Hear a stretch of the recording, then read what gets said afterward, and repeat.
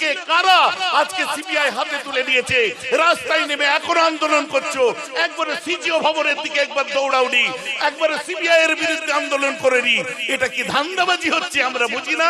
এটা মুখ রক্ষা করা হচ্ছে, না হলে পরে ডাক্তারদের মুখে চুনকালি ছুঁড়ে মারবে।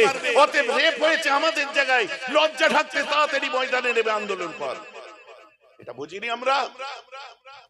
আর কি হচ্ছে? আমাকে একটা ডাক্তার প্রশ্ন করেছিল, আজকে চতুর্দিকে এত আন্দোলন হচ্ছে, এই হচ্ছে, আপনারা হুজুররা চুপ করে আছেন কেন? মানে আমার ব্যাপারে খবরই রাখে না। আমরা কি আন্দোলন করেছি ওরা জানেও না। কি করেন আপনি? বলছে ডক্টর। আচ্ছা, মুখে চুনকালি মেখে ঘুরতে পারেন না? আপনাদের আড়তে যে ওই মেয়েটি কি গেছিল গাঁজার আড়তে, ওই মেয়েটি মদের ঠিকে গেছিল, ওই মেয়েটি চাকরি করতে কারখানায় গেছিল, ওই মেয়েটি চাকরি করতে আপনার নিজে আপনার কোন আপনার দোকানে চাকরি করত, শপিং মলে চাকরি করত, ওই মেয়েটি কি কোনো রাস্তার হোটেলে ধাবাতে তরকারি রুটি বিক্রি করত? সে ডাক্তার, তোমাদের মধ্যে সেই মেয়েটি সেফ নেই কেন? তো আমি তো প্রশ্ন প্রথম তোমার দিকে আঙুল তুলবে সাধারণ মানুষ, উল্টো দিকে আন্দোলন চলছে। হ্যাঁ, আন্দোলন চলছে ডাক্তারদের। চলুক, সবাই করবে আন্দোলন, কারণ এত বড় ভিন্ন, জঘন্য, নেক্কারজনক, নিকৃষ্ট কাজ আমার বাংলায় ঘটাটা হচ্ছে আফসোস। এবং সারা ভারতে যেখানে ঘটবে সেটা হচ্ছে সব থেকে নোংরা এবং দুঃখজনক ব্যাপার। এর বিরুদ্ধে রুখে দাঁড়াতেই হবে। মার্ডারের বিরুদ্ধে, ধর্ষণের বিরুদ্ধে এখানে কোনো প্রশ্ন হবে না। প্রশ্ন তো আমার ওই ডাক্তারগুলোকে নিয়ে, যে ডাক্তারগুলো ঠিক মতো সরকারি জায়গায় টাইম না দেওয়ার জন্য 29 জন লিখিত আর অলিখিত কত মানুষ যে মারা গেল, ওদের মৌতের জিম্মেদারি কারা নেবে? শুনতে খারাপ লাগছে আমার কথাটা, লাগুক। ওদের মৃত্যুর জিম্মেদারি কারা নেবে? বুঝলো? সিনেমা আর্টিস্টরাও সব ময়দানে নেমেছে। হ্যাঁ, সিনেমা আর্টিস্টরা পিজিতে আরজি করে নির্যাতনে গিয়ে টিকিট কেটে আপনার ওপিডিতে দাঁড়িয়ে লাইন দিয়ে ভিড়ে ঘেমে ঠেসে পাখার তলায় দাঁড়িয়ে আপনার স্টাফদের গালাগালিকে ঠেলাঠেলি করে ডাক্তার দেখায়। ওরা তো আপনার কর্পোরেট হসপিটাল বেলভিয়ে অ্যাপোলোতে এমরিতে যায় না, ওরা তো ওখানেই ঠেলে ঠেলে হসপিটালে ডাক্তার দেখায়, তাই না?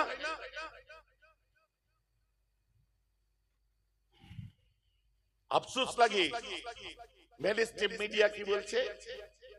বলছে আমরা একটা সুন্দর জিনিস দেখলাম, একটা রোগী ব্যতিক্রমী দৃশ্য, সে আপনার ট্রিটমেন্ট পেল না, সে গিয়ে তিলোত্তমাকে শ্রদ্ধা জানিয়ে চলে আসলো। এটা এক বিরল দৃশ্য। আপনি একজনের কথা যখন তুললেন, সারা বাংলার হাজার হাজার গরিব দুঃখী তারা বিনা চিকিৎসায় মারা গেছে, ওদের জন্য কোনো রিপোর্ট নেই কেন? আর ওই ডাক্তারটাকে আমি দেখতে পাচ্ছি বেসরকারি হসপিটালে। আমার ভাই কাসেমের যাওয়ার কথা 11 আপনার কি বলে 10:30টায়, কাসেম পৌঁছেছে একটু লেটে। কাসেম সিদ্দিকী, পীরজাদা কাসেম সিদ্দিকী পৌঁছেছে লেটে। লেটে পৌঁছাবার পরে বলছে, ডাক্তার বলছে এত লেটে আসলেন কেন? ও বলছে আমি ভাবলাম আপনিও লেটে আসবেন। বলছে না, আমি 10টা বাজতে 5 মিনিট আগে চলে এসেছি। তো আমি বললাম দাঁড়া, একে আমি দিচ্ছি। সরকারি হসপিটালে কর্মবিরতি, আর বেসরকারি হসপিটালে 10টার 5 মিনিট আগে যে ফিঙ্গারপ্রিন্ট দিয়ে যে তুমি আন্দোলন করে মানুষকে বোকা বানাচ্ছ। কারণ গরিব মানুষরা যায় সরকারি হসপিটালে আর ধনীরা যায় বেসরকারিতে। অতএব ধনীদেরকে তুমি আরো তেল মারছো, আর গরিবগুলো মরুক দেখার টাইম নেই, মুখ রক্ষা করার জন্য ময়দানে নেমেছে। কথা আবার বুঝতে পারছেন না? বুঝলো না? এইসব বজ্র চুরি হয়েছে, এই হয়েছে, অমুক হয়েছে, সন্দীপ ঘোষ এই করেছে। এতদিন ঘুমাচ্ছিলে? এতদিন যদি সোচ্চার হতে, আরে আমার ওই বোনটাকে আজকে অঘরে প্রাণ দিতে হতো না। এতদিন সোচ্চার হলে সিস্টেম চেঞ্জ হয়ে যেত। এগুলো শুধু ধান্দাবাজি, পাবলিসিটি স্টান্ট দেখাচ্ছে আর কি। এই করছি, সেই করছি, হ্যান কারেঙ্গা ত্যান কারেঙ্গা, ঠোঁটে পাউডার লাগিয়ে দিয়ে বলছে অনশন চলছে। আমার মনে হয় অনশন করুন, একটা টিমকে ময়দানে নামান, গরিব দুঃখী গুলো যারা যাচ্ছে তাদের পরিষেবা দিন। আমাদের রাজ্যের লজ্জা যে এতদিন ধরে আরবি সিস্টেম অচল হয়নি, কোন স্কুল বন্ধ হয়নি, কোন মাদ্রাসা বন্ধ হয়নি, কলেজ বন্ধ হয়নি, একটা এমার্জেন্সি পরিষেবা মেডিকেল আপনার কি বলে মেডিকেল ফেটার্নিটি বন্ধ হয়ে পড়েছিল আমাদের দেশে, আমাদের রাজ্যে। এর জন্য দায়িত্ব দায়ভার কারা নেবে? আপনারা ঠিক করে বলুন তো।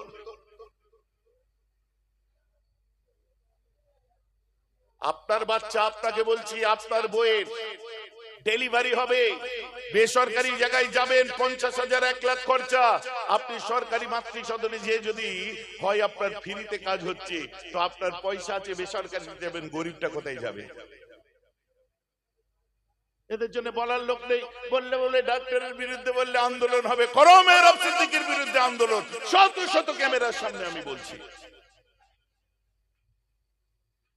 সবার অধিকার আছে আন্দোলন করার, আমরাও করেছি, আমাদেরও ব্যথা দুঃখ লেগেছে। কিন্তু আমার প্রশ্ন এখানে, আপনার মেয়েটাকে মেহরাব সিদ্দিকীর আন্ডারে আপনি পাঠাবেন, আর তার আন্ডারে সে যখন মরবে বা ধর্ষণ হবে, দায়ভার মেহরাব সিদ্দিকী নেবে না? গভর্নমেন্ট নেবে কি আপনার সিবিআই নেবে কি সিআইডি নেবে? ভাই যে আমার কথা খারাপ লাগছে নাকি শুনতে? লাগুক, কিচ্ছু করার নেই এখানে, এখানে কিছু করার নেই।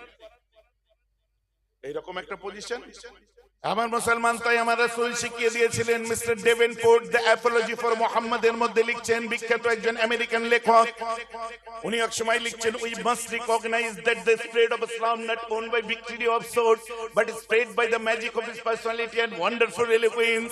এক সময় তিনি বলে, ওরে ইসলামের নবী মুহাম্মদের দুর্নাম করে সত্যের অপলাপ করো না। কে বলেছে পৃথিবীর বুকে ইসলাম তলোয়ারি সন্ত্রাস দ্বারা এসেছে? আমি একজন খ্রিস্টানের বাড়ি জন্মে ওয়াজ স্বীকার করছি, ইসলাম কখনো তলোয়ারি সন্ত্রাস দ্বারা গায়ের জোরে আসেনি। ইসলাম এসেছে মুহাম্মাদের মুখের বাণীতে, আর মুহাম্মাদের আদর্শ আজ বিশ্বকে জয় করে নিয়েছে। আরে জোরে বলুন না সুবহানাল্লাহ। সে আদর্শ কোথায়? রাস্তায় কাঁটা বিছিয়ে দিয়েছে, আমার নবী তার বাড়িতে ইয়াদাতুল মারিজ করতে গেছে, মেরে মাথা ফাটিয়ে দিয়েছে তায়েফের জমিনেতে, শরীর রক্ত রঞ্জিত অবস্থায় আছে, রাসূলের রক্ত গড়িয়ে পায়ে গেছে, বালির সাথে জুতো জড়িয়ে গেছে। ফেরেশতা এসে গেছে, এই রাসূল একবার আপনি বলুন, এই তায়েফের দুদিকের পাহাড়কে তুলে ওদের কুচে মেরে দেবো। আমার নবী বলেন, मैं तो रहमत बन के आए हैं। जोर से बोलो जी।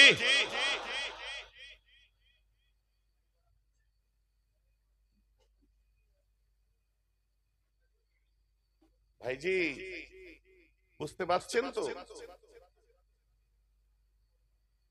সবের মধ্যে ঢুকে আছে রাজনীতি। আর আমি যে কথাটা বলছি, বিগত 22 বছর ধরে এইসব প্রতিবাদী ওয়াজ আমি করে এসেছি। আর আপনারাও জানেন প্রতিবাদী আমার এমনি ওই যে সফট ওয়াইজিন হিসাবে আমার নাম নয়, আমার নাম সারা দেশে বলেন যেখানেই বলেন প্রতিবাদী বক্তা হিসেবেই আমার নাম। হ্যাঁ আমি করছি, আমি গরিব দুঃখীদেরকে আমি নিজের চোখে দেখছি, তারা ট্রিটমেন্ট পাচ্ছে না, সরকারি হসপিটালে যে কিছুই পাচ্ছে না। একদল আন্দোলন করুন, একদল মেডিকেল সিস্টেম চালু রাখুন, সবকিছু একদম লক করে দিয়ে গরিবগুলো মরবে না? পেট্রোল পাম্প যদি বন্ধ করে দিয়ে আন্দোলন করে হবে? দেশের বর্ডারের থেকে সব বিএসএফরা যদি বর্ডার ছেড়ে দিয়ে এসে আন্দোলন করে হবে? পুলিশিং সিস্টেম যদি ব্যান্ড করে দেয় হবে? তো বাংলাদেশের মতো হবে। ইমার্জেন্সি বিভাগকে তো চালু রাখতে হবে। তো আপনারা চিন্তা করুন, যখন সারা দেশের মধ্যে এমন পরিস্থিতি চলছে, ঠিক সেই সময় আমরা বসেছি কিসের জন্য? অশান্ত মনকে শান্ত করার জন্য। কেন? আমার নবীর কথা শুনলে আমাদের জানটা ঠান্ডা হবে, আমাদের কলিজাটা ঠান্ডা হবে, তাই আমরা এখানে বসে। এমন মুসলমান কেনই বা হবে না?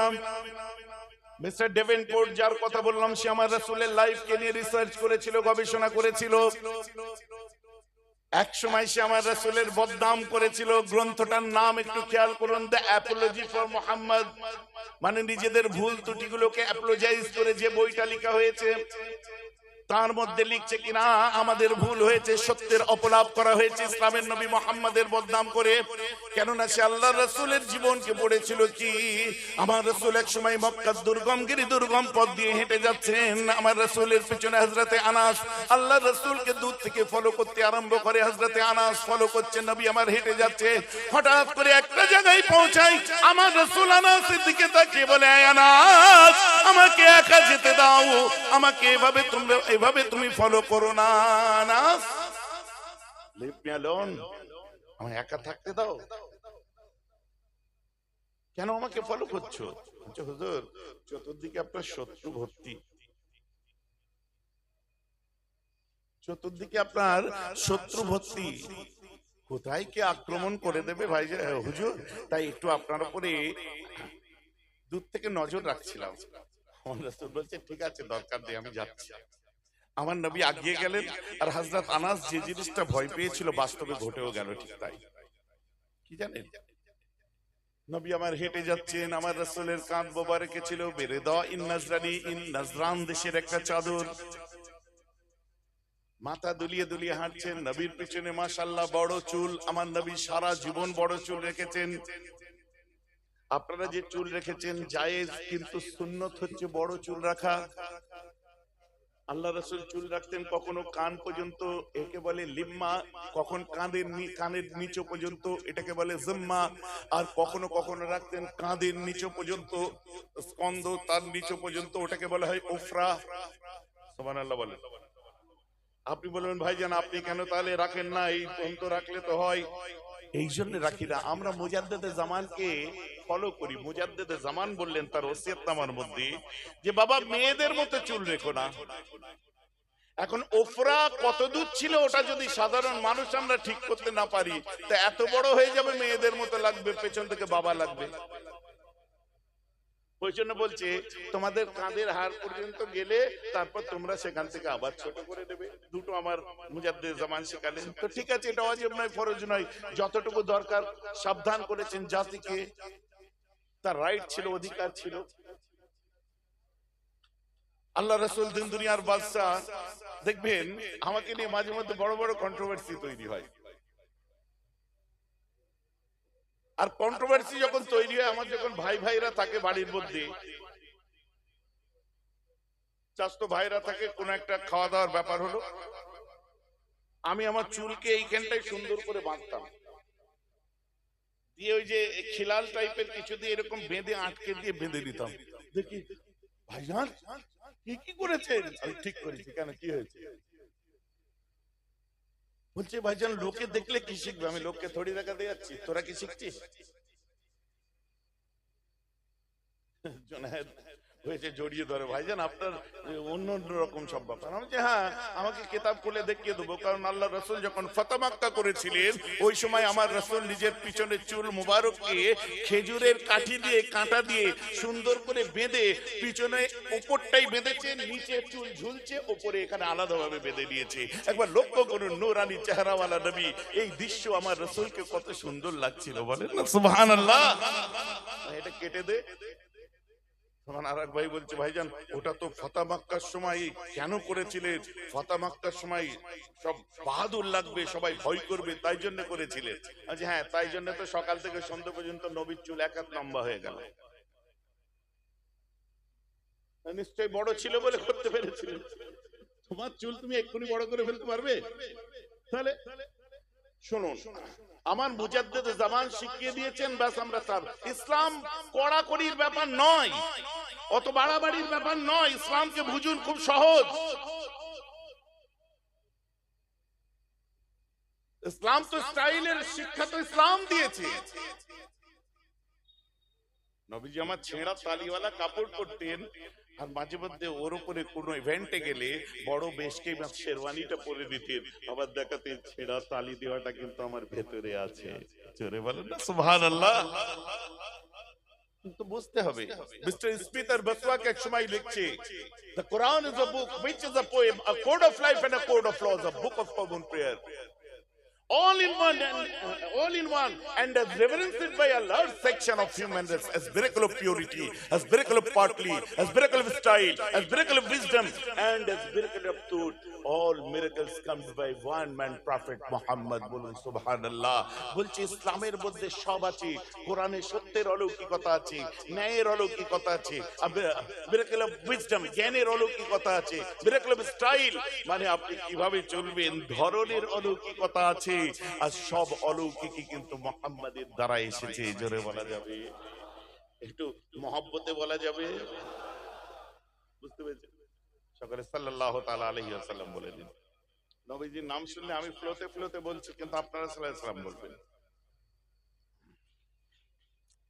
ভাই যে আমার কথা বোঝা যাচ্ছে, ইসলাম তো সৌন্দর্যায়নের বিরুদ্ধে নয়, বিউটিফিকেশনের বিরুদ্ধে নয়। আপনাকে দেখে কেউ গুমরাহ হবে, লক্ষ্য রাখতে হবে সেটা। তো চলুন, আমার রাসূল হেঁটে যাচ্ছে, পিছন থেকে একজন ফলো করছে। কে? তার নাম হলো হযরতে আনাস। আর আনাস যেটা ভয় করেছেন, আমার নবী কিছু দূর আগিয়ে গেলেন, ব্যাস আমার রাসূলকে পেছন থেকে একটা কালো গরীব গোরাবা আপনার মাসল ম্যান আমার নবীকে পেছন দিক থেকে অ্যাটাক করে দিল।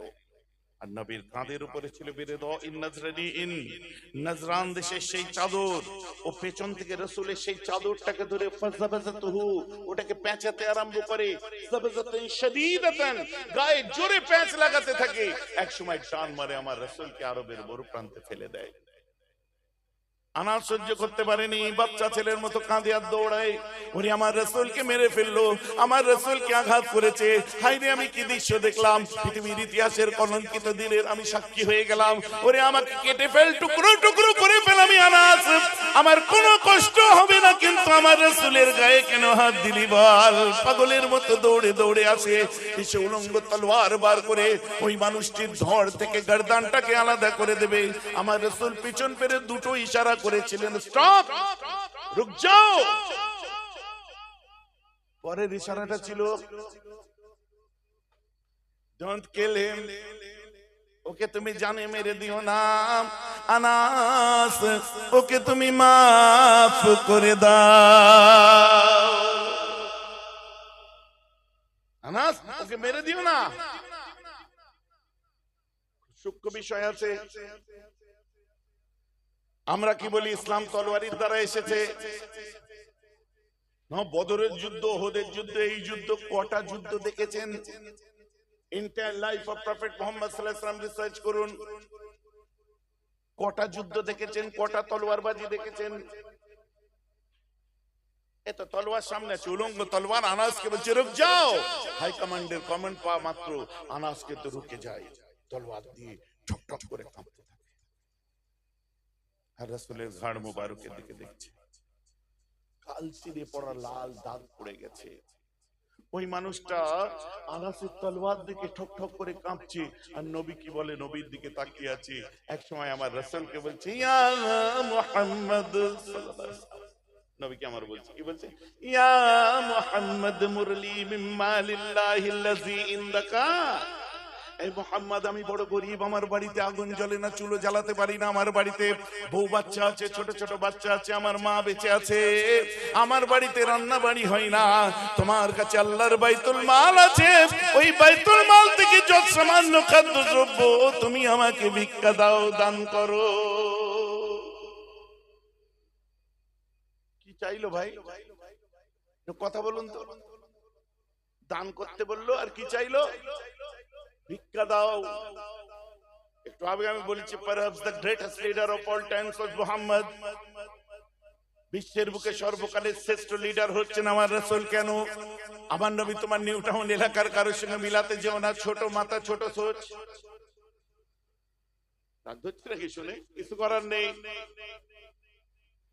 এটা অন্তরের নেতার কথা হচ্ছে। কারণ তুমি আগে মুসলমান, আগে নবীর উম্মত, তারপরে তুমি সিপিএম, আগে তুমি নবীর উম্মত, তারপরে তুমি কংগ্রেস, আগে তুমি নবীর উম্মত, তারপরে তুমি কি বলে আইএসএফ, আগে তুমি নবীর উম্মত, তারপরে তুমি তৃণমূল। কথা বোঝা যাচ্ছে কি যাচ্ছে না?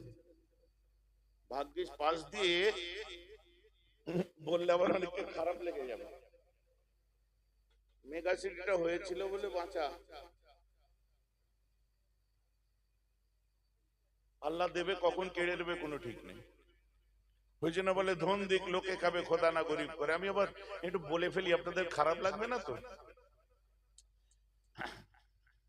ভাগ্যিস রড আবিষ্কার হয়েছিল, ট্রাক আবিষ্কার হয়েছিল, স্টোন চিপ আবিষ্কার হয়েছিল। রড মেরে চালাচ্ছে, চালাও, বেশি পাকামো করতে যেও না। রড মারা বোঝেন? বোঝেন না? রড মেরে যা মাপ বলবে ওই ঠিক আছে, চালাও। ভাইজান, এলাকার সব লোকের আপনার উপর রেগে যাবে। ওরা আমায় জানে খুব ভালোভাবে, ওরা আমায় খুব ভালোভাবে জানে যে ভাইজান একটু বলে। রাখলে রাখলে কি আছে, তুই রড মারবি কেন? হ্যাঁ, আপনি বলেন সুদ খাওয়া হালাল না হারাম, জোরে বলেন। সবাই মিলে বলেন, যারা খান তারাও বলেন। কেউ খায় না। সুদ কা হারাম করে কি এই মজলিসে একটাও সুদখোর নেই? আছে কি নেই? এইরকম বললে আপনাকে আর কমিটির লোক দাওয়াত করবে না। ও চোখে দেখতে পাবে না, দাওয়াত করা তো দূরের কথা। ও আমায় দাওয়াত কি করবে কমিটির লোক? আমার ইচ্ছা হলে আমি আসবো, না হলে আসবো না। ওটা আমার এখতিয়ার, কোনো কমিটির এখতিয়ার নয়। 50 লাখ টাকা দিলে যাব না। হক কথা শোনার কান থাকবে না। মেহরাব হুজুর জিন্দাবাদ। আপনি বলেন পণ লিয়া বিয়েতে পণ লিয়া হালাল না হারাম? সকলে মিলে বলুন, পণ লিয়া হারাম। আর পণ লিয়া বিয়ে যারা পড়ায়,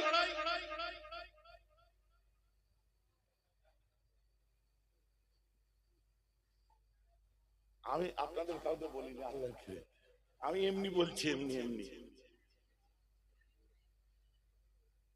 তাহলে হুজুরেও গন্ডগোল, মুরিদেও গন্ডগোল। আজ কি করতে হবে? ইন্নাল মুমিনা ইযা আযনাবা কানাত মুত্তাকুন সাওদাউ ফি কলবিহি ফাইন তাবা ওয়াস্তাগফারা সুকিলা কলবুহু। প্রত্যেকের গুনাহ আছে, খাতা আছে, অন্তরে কালো দাগ পড়ে আছে। ফাইন তাবা ওয়াস্তাগফারা, তওবা করো আর গিয়াজারি করো, ইস্তিগফার করো, সুকিলা কলবুহু, তোমার কলবটা আবার পরিষ্কার হয়ে যাবে। বলেন না সুবহানাল্লাহ। কেউ দুধে ধোয়া নয়। আর এইভাবে মুখের উপরে বলতে গেলে, বাবা যদি কমিটির লোক রেগে যায় পয়সা দেবে না, বাবা এরকম বললে যদি এলাকার নেতা রেগে যায়, লিডার রেগে যায়, আমি ও নেতারও হুজুর, তোমায় টেনশন নিতে হবে না। আমি টিএমসির নেতারও হুজুর, সিপিএম এর নেতারও হুজুর, টিএমসির নেতারও হুজুর, ওই কি বলে আইএসএফ এর নেতারও হুজুর, আমি সব নেতাদেরও হুজুর। এবার লাভ কি বলবে বলো, বলো।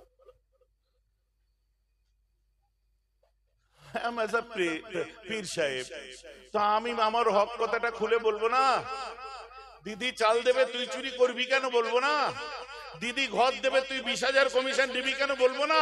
বললে হুজুর বোধহয় সিপিএম করে, তো বলে দেখ।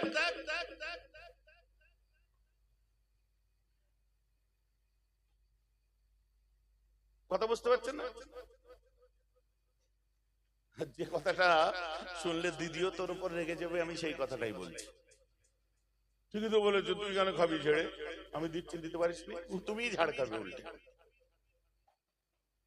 হুজুর যেটা বলেছে পাবলিকের মনের কথা বলেছে, তুই কেন এরকম করবি? ভালোভাবে চলো বলে দিলাম, উনি বলে দেবেন। সুজন চক্রবর্তী মোহাম্মদ সেলিমের কাছে যান, সিপিএম যারা করে না, উনি ঠিকই বলেছে। গন্ডগোল করো না, প্রকৃতপক্ষে মানুষের সেবা করছো করো, আর রাসূলের উম্মতের খাতায় সলিড ভাবে নামটা লেখো।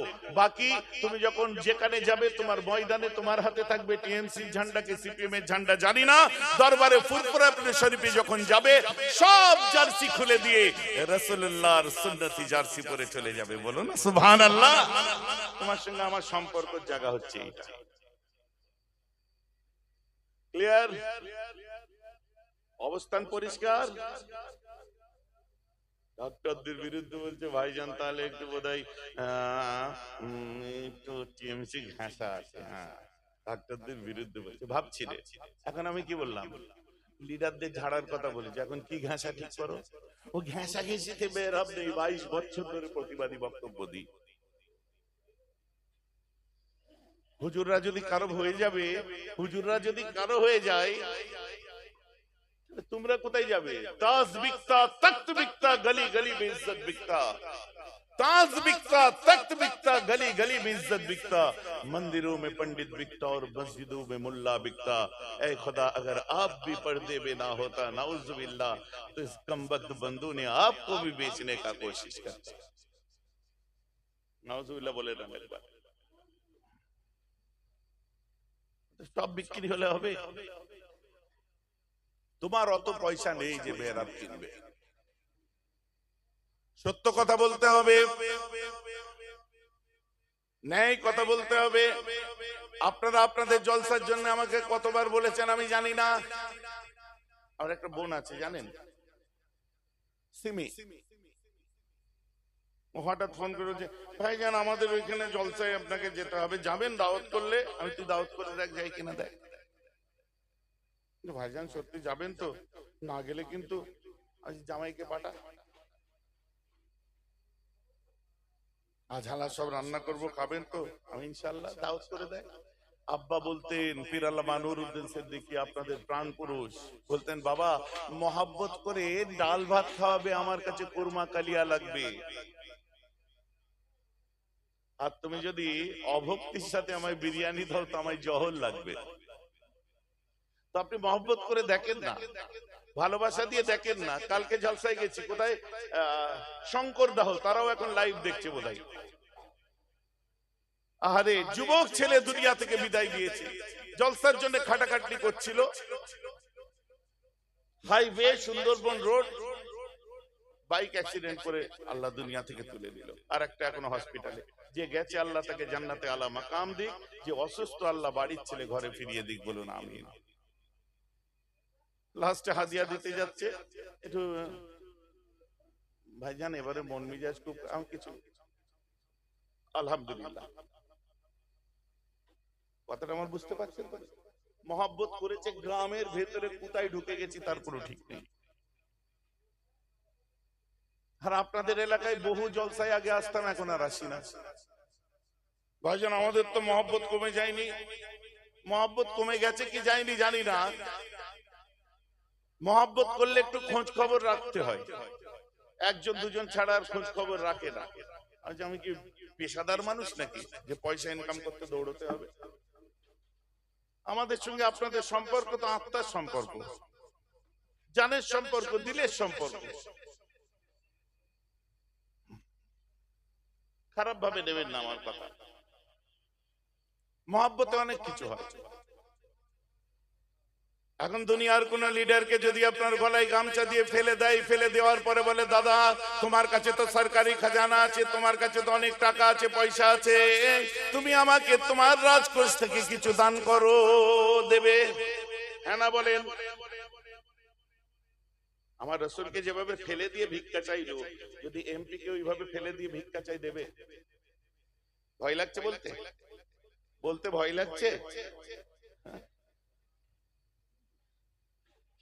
বলছে মারবে কম, ছুট কাটাবে বেশি। এমএলএ এর কাছে চাইলে দেবে, পীর সাহেব আবি বেরাবের কাছে চাইলে আমি দেবো। আমার যদি গলায় গামছা দিয়ে ওখানে ফেলে দিয়ে বলছে ভাইজান আপনি কিছু দেন, দামি দামি গাড়ি চড়ে বেড়ান, জলসা করেন, আমাদের অনেক পয়সা নিয়েছেন, কিছু দেন, ফেলে দিয়ে আরাম করে মোটা শরীর এমন করে ফেলে, পাটাই ভেঙে যেত আরেকটু হলে। আমার এইসব বাচ্চাগুলো, ভাইগুলো সঙ্গে সঙ্গে ভাইজানের গায়ে হাত দিয়েছিস, হ্যাঁ মেরেই মেরে ফেল দেবো তোকে, হবে কি হবে না।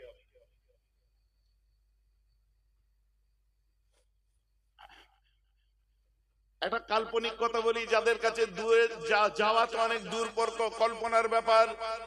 ওয়ার্ল্ডের 1 নম্বর সুপ্রিম পাওয়ার জো বাইডেন, তার কাছে যে যদি টাইটা ধরে বলে হ্যাঁ mister Biden I am from India, I am from Kolkata, I am from এইটা কি জায়গা, I am from Mohammadpur. I am hungry. My father also hungry. My kids also hungry. You have a lot of money. You have dancing personality. Please give me $20 চেয়ে দেখুন দেবে। God, yes sir, fire, গুলি কর দে।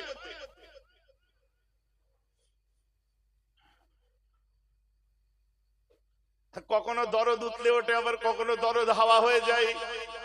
No সংখ্যালঘু মোর্চা, सुनेंगे अपना। भाइयों बहनों, मेरे दोस्तों, मेरे देशवासियों, 125 करोड़ देशवासियों से কি দুধের চা করেছিল বলেন তো, প্রধানমন্ত্রী হয়ে গেল।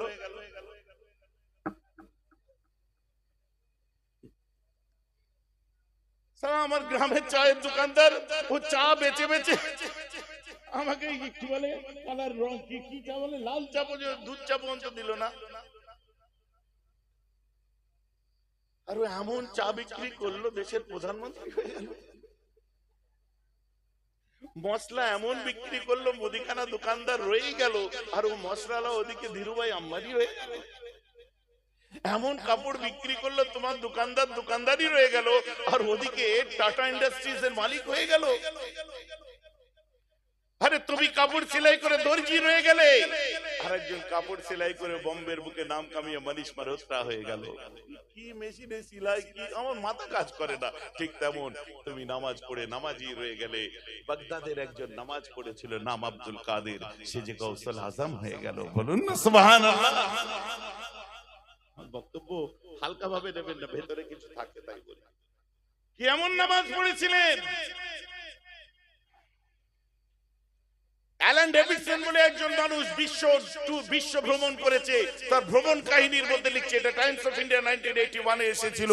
তার ভ্রমণ কাহিনীর মধ্যে লিখছে, আমি সারা পৃথিবী ঘুরলাম, কিন্তু আমি ভারতের জয়পুরের আজমির বলে একটা, আপনার রাজস্থানের আজমির বলে একটা জায়গায় গেলাম। ওখানে যে দেখি একটা মরা মানুষ ইন্ডাস্ট্রি চালাচ্ছে। ওটা কে? ও আমার আপনার গরিব নওয়াজ মঈনুদ্দিন থেকে গরিবে নওয়াজ হয়ে গেল। বলুন না সুবহানাল্লাহ। একবার বলুন তো, 6 ওয়াক্ত নামাজ পড়তো তারা, 10 ওয়াক্ত পড়তো? তা তো নয়, আমাদের মতোই পড়তো। আমরা নামাজ পড়েছি, লোকের পিছনে কাঠি করেছি। আমরা নামাজ পড়েছি, গীবত করেছি। আমরা নামাজ পড়েছি, চায়ের দোকানে বসে হুস মেহরাব সিদ্দিকী কি ওয়াজ করলো, কোরআন নেই, হাদিস নেই, এই নেই, খালি এর পিছনের মাস, ওর পিছনে ওর। হ্যাঁ, তোমাকে তো লাগবেই, কারণ তুমি তোমার ভাইয়ের সর্বনাশ করে বসে আছো। তোমাকে তো লাগবে। পাঁচিল তোমার নিজের জায়গায়, আর ক্যান্টিনের বা সানসেট তুমি 1.5 হাত লম্বা করে দিয়েছো। তোমাকে তো লাগবেই, কারণ তুমি নিজের ভাগ বুঝে নিয়েছো, আর তোমার বাপের অংশ থেকে বোনেদের রেস্টটা বুঝিয়ে দেবনি এখনো। পরায় জন যাই, খারাপ লাগছে নাকি শুনতে? Because we are Namazi, because we are Musalli, because we have to take all the customs of religion, because we are disciple and also follower of Prophet Muhammad, দাদু আব্দুর রহমান, বাপ আব্দুল সালাম। ছোটবেলায় গোশত খেয়েছিলাম আর ওই মুসলমানি হয়েছিল। মুসলমান তিন, আপনারা 3 ভাই 3 বোন। ভাইয়ের সম্পত্তি বাপ মরে যাওয়ার পরে পেলেন, মা বেঁচে আছে, মায়েরটা কই? 3টে বোনের ভক আছে, ফরায় জন্য যাই বুঝিয়ে দিয়েছেন তো। আল্লাহু আকবার বলে সেজদায় পড়ে যাবেন, আগে বোনেদের হক বুঝান।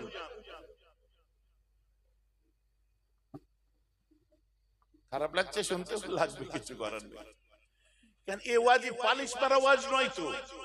আর এই ওয়াজগুলা করলে ভিতরে বিবেক জেগে উঠে, একবার দিশা কেঁদে উঠবে, ওটা আমার ছোট বোন রে, তোরে যা পারিস কর, আমার বোনের জন্য আমি একটু করি, আমার বাপের হকটা আদায় করি। বলেন না সুবহানাল্লাহ। ভাইয়ের জন্য একটু করি, আত্মা কেঁদে উঠবে, ঘুমন্ত বিবেকটা জাগ্রত হবে। যার জন্য একটু ভেতরে যে নাড়া দিয়ে থাকি। আর নবীর মজলিস ছাড়া নাড়া দেবে কে? তোমার বিরুদ্ধে কথা বলার কার ঘাড়ে ক্ষমতা আছে? হ্যাঁ, হুজুর ছাড়া।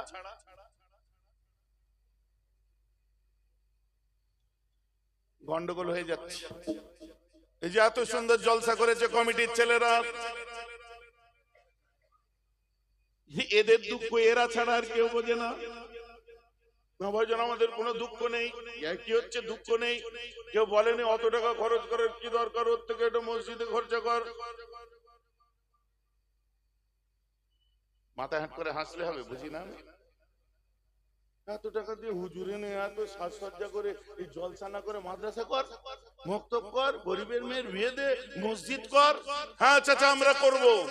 এই কমিটির ছেলেদের নিয়ে আমি করাবো মসজিদে। আমরা আগে বলে দিচ্ছি, আমরা কমিটির ছেলেরা সবাই জলসার পক্ষ থেকে 20,000 টাকা দিচ্ছি। তুমি 1 লাখ দাও না। আমার 1 লাখ কেন? তুমি যে জ্ঞান দিলে, তোমার মেয়ের বিয়ের সময় মনে ছিল না 19 রকমের খাবার করেছিলে? আম্মা ফাতেমার বিয়ে 19 রকম খাবার দিয়ে হয়েছিল। তোমার ছেলের বিয়ের সময় মনে ছিল না ওয়েস্টিন হোটেলে 3টে লবি নিয়ে নিয়েছিলে? তোমার মনে ছিল না তোমার আপনার ছোট মেয়ের বিয়ের সময় নোভোটেল বুক করে মেহমান রেখেছিলে? চন্দননগরের লাইটিং দিয়ে সাজিয়ে খাবারের মেনু লম্বা করে ক্যাটারিং ওয়ালারা দিয়েছে। 2টো মেনু বাদ পড়ে গেছে বলে নীলগায়ের মতো লাফাতে আরম্ভ করেছিল। রসগোল্লা কই শেষ বেলায়? ওটাও লিখতে পারতে। নবীর বেটির বিয়ে এমন করে হয়েছিল, ও তোমার বাপের সবরসানি জাঁকজমকে হবে, তোমার বেটির বিয়ে জাঁকজমকে হবে, তোমার সবটা সুন্দরভাবে হবে। আর নবী দিবস মিলাদুন নবী যদি একটু সুন্দর করে তার নবীর জন্য দিল থেকে করে, তো তোমার কেন বুক চরচর করবে? খারাপ লাগলো শুনতে না? অন্তরটাকে মদিনাওয়ালা করে নিন, মনটাকে, যেটা আমার রাসূলের জন্য আমরা যেটা করব সেটা হবে টপ। হযরত সিদ্দিক আকবর আরব সাগরের বুক চিরে চলে যাচ্ছেন। জাহাজে করে, আর জাহাজের পাশ দিয়ে, মাফ করবেন, আরব সাগরের বুক চিরে জাহাজ চলে যাচ্ছে, আর জাহাজের পাশ দিয়ে একটা মাছ সাথে সাথে যাচ্ছে। যাওয়ার পরে একজন ওই জাহাজের উপর থেকে জাল ফেলে দিয়ে মাছটাকে ধরেছে, আরবের বাজারে বিক্রি করতে এসেছে, বিশাল আকারের মাছ। আর বিক্রি করার পরে কিনলো কে হযরতে আবু বকর সিদ্দিক রাদিয়াল্লাহু আনহু। কিনার পরেই তার মনে ইচ্ছা হয়েছে, এত বড় টাটকা মাছ আমি রাসূলের জন্য রান্না করব।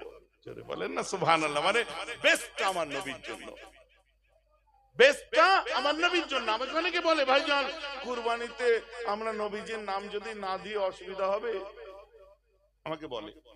আমি যে দেখ ফতোয়াতান কোনো অসুবিধা নেই, তো আল্লাহ যখন তোকে কুরবানি দেওয়াচ্ছে, তুই গরুতে 7টা নাম দে না, একটা ছোট্ট ছাগল কেন না নবীর জন্য। ফতোয়ায় ধরা পড়বে না, ফতোয়ায় আটকাবে না, কিন্তু তোর কি মন চাইলো না যে আমার জানের জন্য একটা করি? তার দরকার নেই, একবার আমার মনটা চাইলো না। বোঝাবার জন্য আমি বলছি, শুনুন। সিদ্দিক আকবর মাছটা নিয়ে গেছে, নিয়ে যে ভালো করে কেটে কুটে নিয়ে রান্না করবে। চুলোর উপরে তোলার পরে দেখছে মাছ কাঁচাই রয়ে গেছে। আবার রান্না আরম্ভ করে, দেখা যাচ্ছে কাঁচা রয়ে গেছে। কি অবস্থায় কাঁচা কেন, কিসের জন্য? এর কোনো কাজ হচ্ছে না, রান্না হচ্ছে না, সেদ্ধ হচ্ছে না, কাঁচাকে কাঁচা রয়ে গেছে। আল্লাহ রাসূলের দরবারে খবরটা চলে গেছে, সিদ্দিক আকবরের বাড়িতে এই ঘটনা ঘটছে। আমার রাসূল ডেকে নিয়ে বলছে, হে আবু বকর মাছটা আমায় দেখাও। আল্লাহ রাসূল দেখার পরে বলছে, মাছ পৃথিবীর কোন আগুন তো দূরের কথা, আখিরাতের আগুন একে পোড়াতে পারবে না। কারণ জানো যে আরব সাগর থেকে এই মাছটা ধরা হয়েছিল, নিশ্চয়ই কোনো না কোনো দিন ওই মাছটি কারো কোনো না কোনো দিন ও আমাকে মহব্বত করেছিল। বাস্তব ঘটনাটা হলো এই। জেলেকে জিজ্ঞাসা করে, ভাই তোমরা যে মাছটা ধরেছিলে কারা ছিলে? বলছে আমরা সব ছিলাম। কি করছিলে? বলে আমরা বেকার নদীতে যাচ্ছিলাম, ভালো লাগছিল না, রাসূলুল্লাহর উপরে দরুদ শরীফ পড়তে পড়তে যাচ্ছিলাম, আর যত দূর যায় মাছটাও আমাদের সাথে যায়।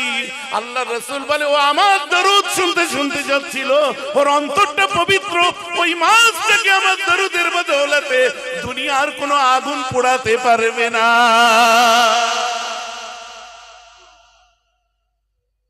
কথাটা আমার বোঝা যাচ্ছে তো নাকি?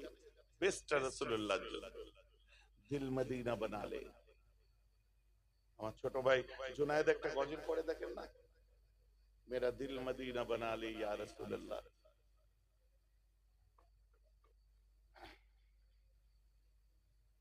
বলতে বলতে বলা মুখ, আমার কথায় আপনারা দুঃখ পেয়েছেন, কষ্ট হচ্ছে, টিস্যু দেবো?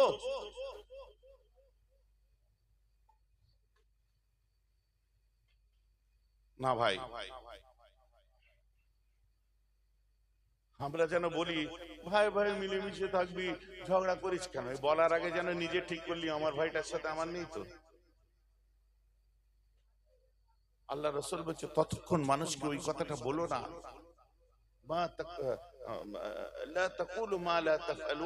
যতক্ষণ তোমরা সেই কাজটা না করতে পারছো মানুষকে বলো না। যার জন্য আমরা বলে থাকি, আল্লাহ আমাকে আপনাকে আমলের ক্ষমতা দিক, সকলকে আমলের আপনার ক্ষমতা দান করুক, বলুন আমিন। যাকে দেবেন সে কি কথা বলবে, কিন্তু প্রশ্ন হচ্ছে ওদিন আমার রাসূল কি করেছিলেন? আনাসের দিকে তাকিয়ে আনাসকে ধাক্কা, মানে আনাস, জি হুজুর, আনাস কাঁপছে। মনে আছে তো নাকি? ভুলে গেছেন?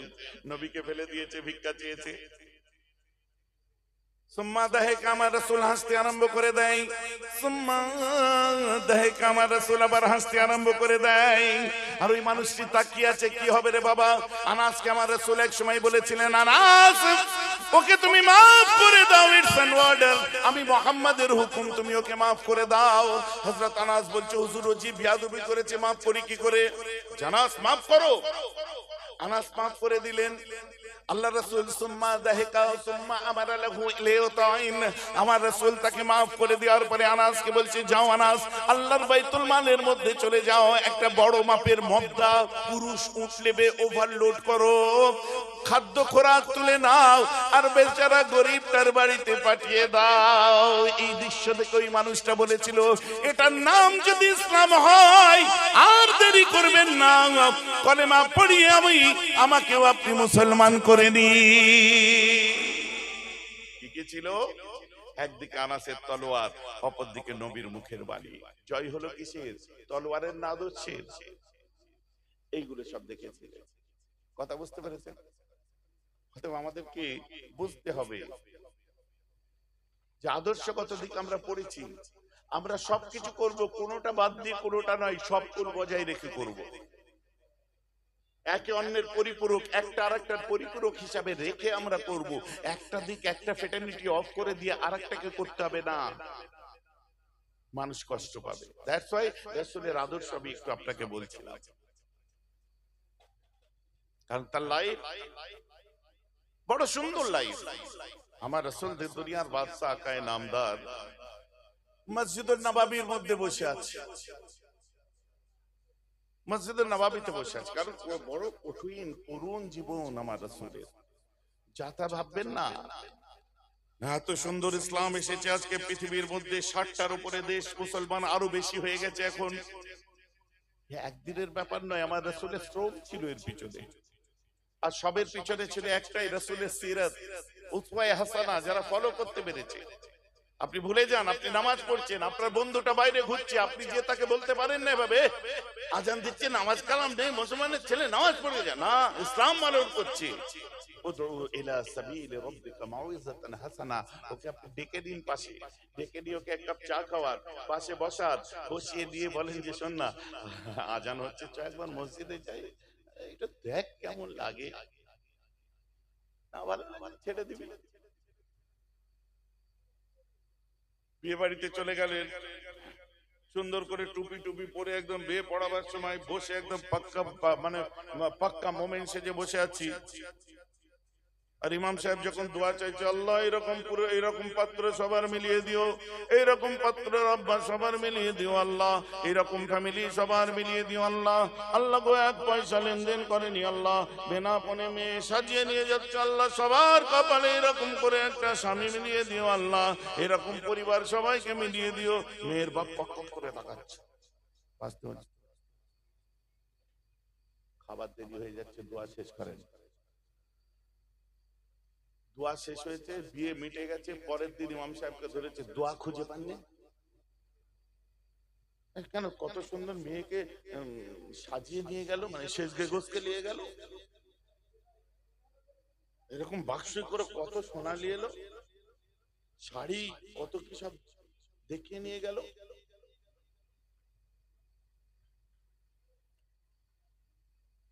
তুমি সেজগে গোসকে নিয়ে যাওয়া দেখেছো? কি হচ্ছে তুমি বোঝো? চুপ করে থাকতে পারো না? আঞ্চলিক ভাষা, ছোট চোখে দেখবেন না, এটা আমাদের নয়, এটা আরো নর্থে চলে যাবেন, নদিয়ার দিকে যাবেন, আরো পরিষ্কার পাবেন। আমাদের ওদিকে একটু অন্য টাইপের ভাষা। কাপড় দেখতে নিয়ে গেল, তুমি জানো ওই কি ওই হোন্ডা কোম্পানির গাড়িটা রাখা ছিল কার? তুমি তোমার জামাইয়ের 4 চাকা দিয়েছো, বলছো কলিজা ফেটে যাচ্ছে, বিয়ে দিতে আমি 4 চাকা দেবো। আর কিছু বললাম না, খুলে খালি ব্যাপারটা কি বুঝতে পারছি না। যখন তোমার মেয়ে দেখতে এলো, মেয়েকে জিজ্ঞাসা করছে, আসসালামু আলাইকুম। ওয়ালাইকুম আসসালাম। মা তোমার নাম কি? মোহাম্মদ মুসলিমা খাতুন। ও মাশাআল্লাহ। তোমার আব্বার নাম কি? কত বড় উজবুক, না মেয়ের নাম জানে না মেয়ের বাপের নাম জানে, তার বাড়ি মেয়ে দেখতে চলে এসেছে খেতে। ও মেয়েরও নাম জানে, মেয়ের বাপেরও নাম জানে, সব খবরাখবর নিয়ে এসেছে। এটা একটুখানি মোড়ল সাজছে, একটু ছুরো ফাতেহাটা পড়ো দিনি। কি ছুরো ফাতেহা?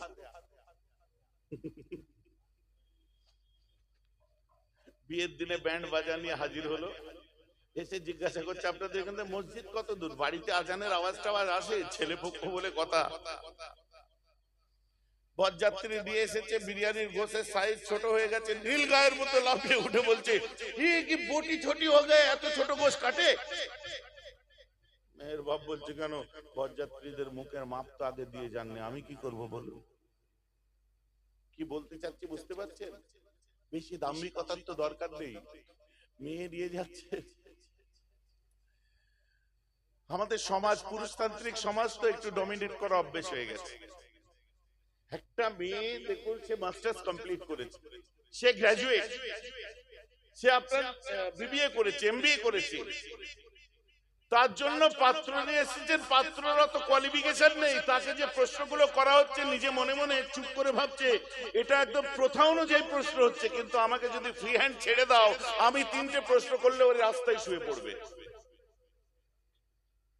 ভাই যে আমার কথা বুঝতে পারছেন কি পারছেন?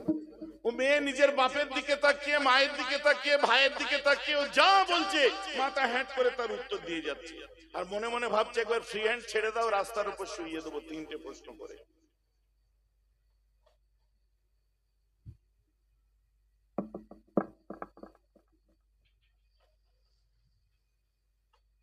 খারাপ লাগছে শুনতে? রাগ করে লাভ নেই। আম্মা ফাতেমার বিয়ে ঠিক হচ্ছে, আমার নবী পাত্র দেখেছেন, আমার রাসূল পাত্র দেখেছেন, আম্মা ফাতেমা আব্বা যে দেখে দিচ্ছে বিয়ে করবেন। হযরত আলীর মন বড় খারাপ, সুবহানাল্লাহ বলেন। আলীর মন খারাপ। হযরত উসমান গনি যে বলছে, আলী এত মন খারাপ কেন তোমার? না, ফাতেমার বিয়ে ঠিক হয়ে যাচ্ছে, আমার মনটা বড় খারাপ লাগছে। কেন? বলছে আল্লাহ রাসূল কি ফাতেমাকে আমাকে আমানত হিসেবে দেবে না? বলেন না সুবহানাল্লাহ। বলে কেন? আমি ফাতেমাকে মানে আমি মন থেকে আমি সরাতে পারছি না। উসমান বলছে ও তো বিয়ে ঠিক হয়ে গেছে। বলছে আরো কষ্টটা ওখানেই তো বেড়ে গেল, বিয়ে নাই নাই হতো এখন। সুবহানাল্লাহ বলেছেন, সবাই মিলে বলছেন আহা কে গো মওলা আলী শেরে খোদা, চোখ দিয়ে ঝরঝর করে পানি পড়ছে। আরবের তখনকার দিনের নিয়ম ছিল, মানে ইসলামিক নিয়ম, যেটা অরিজিনাল ইসলামিক নিয়ম, যদি আপনারা মনে করেন যে আমি ট্রাই করে দেখবো, রিস্ক আছে। যদি বলেন কেন? যে তোমাকে কোনো পাত্রী পছন্দ হলে পাত্রীর বাপকে যে পাত্রকে ডাইরেক্ট বলতে হবে। এখন আমার কোন যুবক ছেলেটা রিস্ক নিতে রাজি আছে আমায় বলো? একজনের মেয়ে তোমার পছন্দ হলো, রাস্তা দিয়ে যাচ্ছে, তার আব্বা তার সঙ্গে তোমার কথাবার্তা চলছে, দেখে ভালো লেগেছে, তুমি বাইক নিয়ে যাচ্ছ, তার আব্বাকে তুমি দেখতে পেয়ে, চাচা আসসালামু আলাইকুম, দাঁড়ান, ওই কি একটা কথা ছিল চাচা, রাগ করবেন না, বল না কি কথা আপনার, বল কি হয়েছে? আপনার মেয়ে ওই আমেথিতে পড়ে না? আমার মেয়ে আমেথিতে পড়ে, তো তোর কি? না বলছিলাম কি দেখছি পেছন ফাঁকা আছে কিনা, দাঁড়ান, বাইকটা ঘুরিয়ে রেডি করে রেখেছে। বলি বলে আপনার মেয়েকে আমি বিয়ে করতে চাই। চুতো খুলে ভাবতে বড়, কি হবে কি হবে না। ইসলামিক সিস্টেমে যান, ইসলামিক সিস্টেমে যান, হবে না। ইমামে আজম আবু হানিফা রাহমাহুল্লাহ আমাদের অনেক সুন্দর বিবাহের ক্ষেত্রে সিস্টেম শিখিয়ে দিয়েছে, জোরে বলেন না সুবহানাল্লাহ। দ্যাটস ওয়াই উই আর হানাফি। বিভিন্ন মাসলা মাসাইল হাদিস আর কোরআন থেকে ইস্তেমবাত করে আমাদের কাছে সহজ করে তুলে ধরেছে। আজ আমি সেই লাইনে আলোচনা করিনি, কারণ এই মজলিস ডিপ আলোচনার মজলিসে গেলে আপনাদেরকে বোর লাগবে, যার জন্য এগুলো ছোট ছোট মাহফিলে আলোচনা করতে হয়। তো চলেন, যেটা বলছিলাম, হযরত আলী আমার রাসূলের কাছে গেলেন। উসমান গনি বলছে আমি তোমার সংসারের মাল হাড়ি কড়াই টড়াই আনতে যাচ্ছি, তুমি নবীকে গিয়ে বলো। ওই আগে থেকে আপনি আনতে যাচ্ছেন, যদি নবীজি না বলে দেয়? বলছি ইনশাআল্লাহ গিয়ে বলো না। আল্লাহর রাসূলকে গিয়ে বলছে হুজুর আসসালামু আলাইকুম, ঝরঝর করে কাঁদছে। আমার রাসূল কাঁধ মোবারকে হাত দিয়ে বলছে আলী তুমি কাঁদছো কেন? না হুজুর আমার মনটা খুব খারাপ, আমার সিনা মুবারকটা একটু আপনার দস্ত মুবারক দিয়ে, হাত মুবারক দিয়ে মাসা করে দেন, একটু বুলিয়ে দেন। বলে তোমার বুকের ভিতরে এত কষ্ট কেন হচ্ছে? হুজুর একটা কথা বলি। বলে বলুন। বলো আলী, যে ফাতেমাকে কি আমানত হিসাবে আমাকে দেওয়া যায় না? জোরে বলেন না সুবহানাল্লাহ। আমার রাসূল মনে মনে তো খুব সন্তুষ্ট, কিন্তু হযরত আলীকে বুঝতে দিলেন না, হযরত আলীকে বুঝতে দিলেন না। কেন? হুজুর দেখেন আমি পড়াশোনা করেছি, আমি মুফাসসির, আমি মুহাদ্দিস, আমি হাফেজ, আমি সুস্থ, আমি সংগঠিত শরীরের অধিকারী। খাইবারের যুদ্ধ মনে আছে, একা দরজা চাগিয়ে তুলেছিলেন। হুজুর আমার মধ্যে তো সব রকম পটেনশিয়ালিটি আছে, আমি তো ক্যাপাবল, আমি তো যোগ্য পাত্র। হুজুর আলী, হুজুর ফাতেমা কি আমাকে আমানত হিসাবে দেওয়া যায় না? বলছে আমি ফাতেমাকে জিজ্ঞেস করে এসেছি। আম্মা ফাতেমার কাছে গিয়ে বলছে আর একটা তোমার বিবাহের খবর এসেছে। আম্মা ফাতেমা বলছে আব্বা আপনি যেটা বলবেন ওটাই ঠিক আছে। ছেলেটা বড় শিক্ষিত, হাফেজ, মুফাসসির। আম্মা ফাতেমা আবার দেখছে মুহাদ্দিস, হামলাকাব, একই গোত্রের আমাদের, সেও হচ্ছে কুরাইশ। আহা বলেন না সুবহানাল্লাহ, সেও কুরাইশ।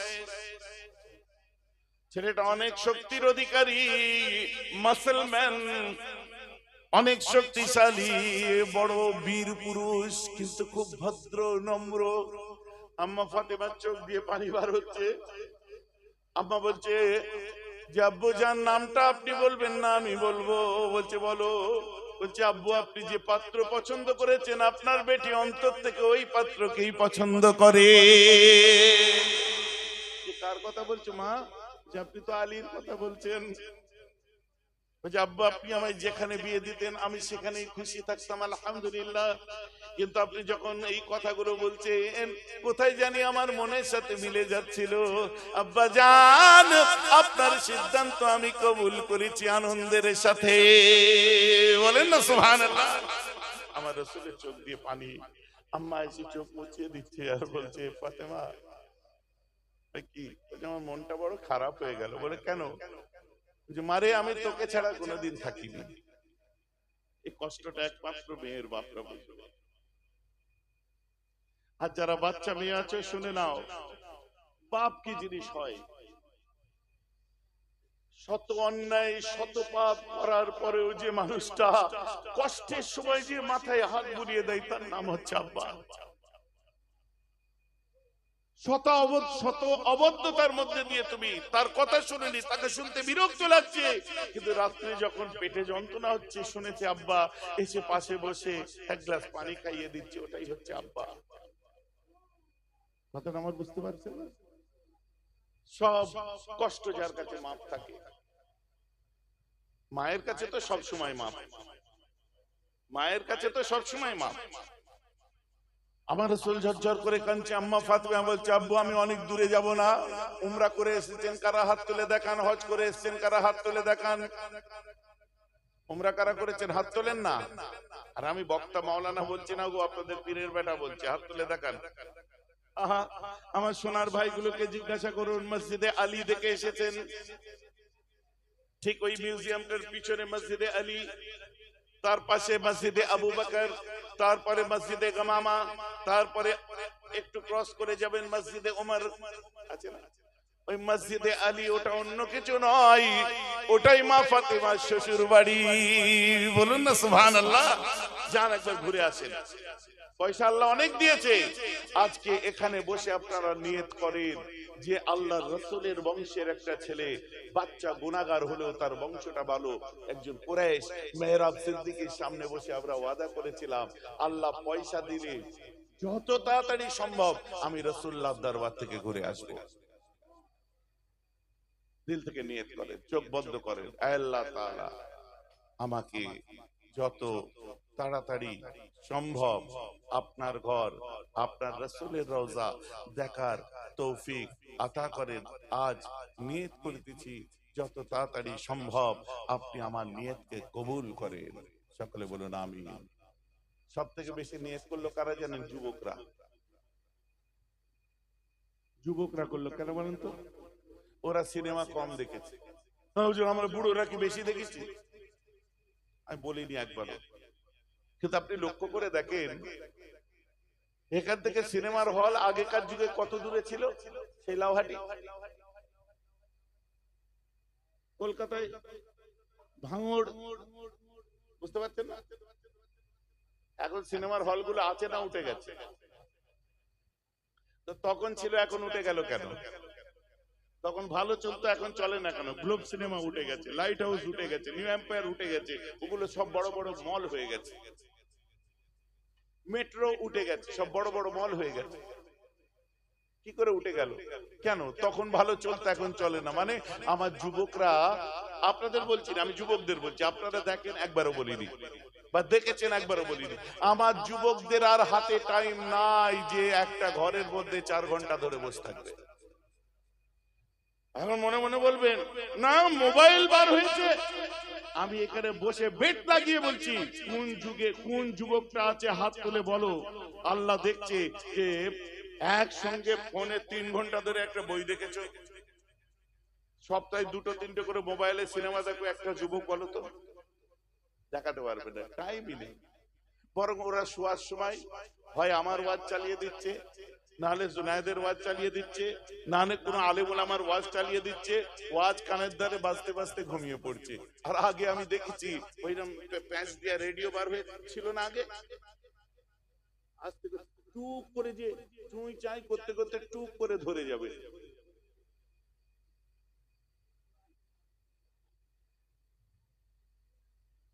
কথা বুঝতে পারছেন? কেউ ধরাতে না পারলে আমার কাছে দে, ওই মুরব্বীর হাতে দাও, ঠিক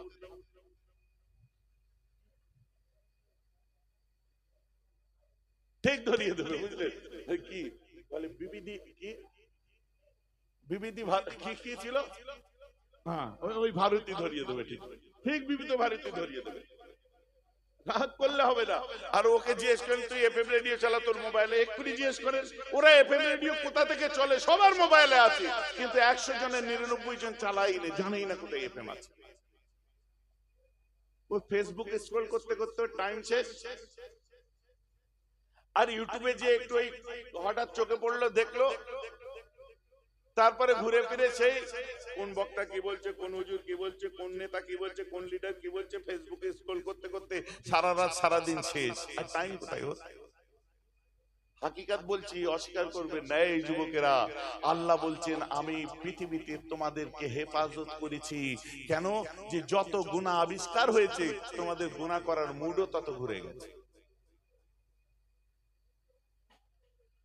কষ্ট পাবেন না মুসলমান, বোঝাবার জন্য বলছি, আপনাদের পর নয়।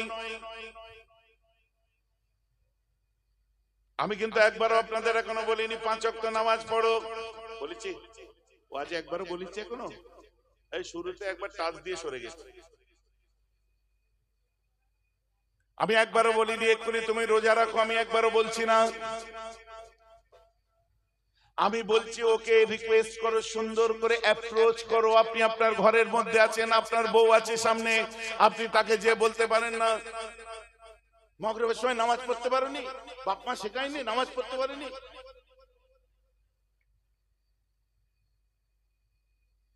রোজার দিনে বেলা 3টে বাজে গোসল করে নামাজ না, শরীয়ত আপনাকে বারণ করছে। আপনি আপনার স্ত্রীকে ঘরের ভেতরে নিয়ে যান, ঘরের ভেতরে নিয়ে গিয়ে তাকে আপনি বুঝিয়ে বলেন যে শোনো না, নামাজটা পড়ি না, দুজনের মধ্যে আল্লাহ খুশি হবে, কত বরকত হবে বলো। আমরা সামনাসামনি, কারণ সেখানে তার ননদ আছে, সেখানে তার শাশুড়ি আছে, সেখানে তার সব আছে। আপনি সবার সামনে তাকে বলবেন ইসলাম আপনাকে বারণ করছে, বরং আপনি তার সুনাম করুন, আপনি তার সুনাম করুন। রান্না হচ্ছে পাশে, যে একটু দাঁড়ান, দাঁড়িয়ে যে একটুখানি গোশত হাতে তুলে নিন, তুলে নিয়ে গালে দিয়ে বলুন আলহামদুলিল্লাহ, তোমার হাতের যা স্বাদ না, আল্লাহ তোমার হাতে সত্যি স্বাদ দিয়েছে, এত সুন্দর রাঁধতে পারো। আপনার স্ত্রী খুশি হবে কি হবে না? জোরে বলুন। হবে। সঙ্গে সঙ্গে আপনার উপরে আল্লাহর 10টা রহমত নাজিল হবে, আর আল্লাহ তাআলা আপনার ছোট ছোট জিনার গুনাহগুলোকে maaf করে দেবে। বলেন ভাইজান, ছোট জিনা কি? চোখ মারা, হয়তো চাপা চুপি দিয়ে বলা যাবে না। এবার মুসলমান, আল্লাহ রাসূল ঘরের মধ্যে এসেছেন, না না এটা বলতে গেলে আবার টাইম লাগতো, এক কথায় মেরে দাও বুঝে নেবে। আল্লাহ রাসূল ঘরের মধ্যে এসেছেন, আম্মা খাদিজা রান্না করছেন। রাসূল আমার পাশে যে বসে, আমার রাসূলের চোখ দিয়ে ঝরঝর করে পানি পড়ছে। নবীজি আমার বসে নিজের আমামা মোবারক, আমামাতুন মানে পাগড়ি, পাগড়ি মোবারকের কোণ দিয়ে আম্মা জানের কপালের ঘামটা মুছিয়ে দিচ্ছে। আম্মা তাকিয়ে বলছে, আপনি আপনি খাদিজা, আমার সংসারে এই উত্তপ্ত রৌদ্রে মরুভূমির মধ্যে রান্না করছো, তোমার কতই না কষ্ট হচ্ছে। খাদিজা, আমার বড় কষ্ট লাগছে তোমার কষ্ট দেখে। আম্মা খাদিজা বলছে, আপনি ঘরে যে ঠান্ডায় একটু আরামে বসুন, তা না হলে আপনার স্ত্রীর কষ্ট আরো বেড়ে যাবে, আপনার খাদিজা আরো কষ্ট পাবে, শিগগির ঘরে জানা গে। বলেন না সুবহানাল্লাহ। তো মাঝে মধ্যে আপনিও ঘরে ঢুকবেন, রান্নাঘরে যখন স্ত্রী রান্না করবে, পাগড়ি তো আমরা পড়ি না, পকেটে রুমালও নাই, একটু হাতাটা দিয়ে স্ত্রীর কপালটাকে একটু মুছিয়ে দেবেন। আপনার স্ত্রী খুশি হবে, আপনার বাড়িতে রান্নাও হবে, খাওয়াও হবে, আমার রাসূলের সুন্নাত আদায় হবে। বউয়ের কপালের ঘাম মুছে দেয়া হচ্ছে আমার রাসূলের সুন্নাত। কিন্তু শর্ত হচ্ছে ওটা বউটা নিজের হতে হবে, লোকের বউয়ের নয়। আমি আসছি।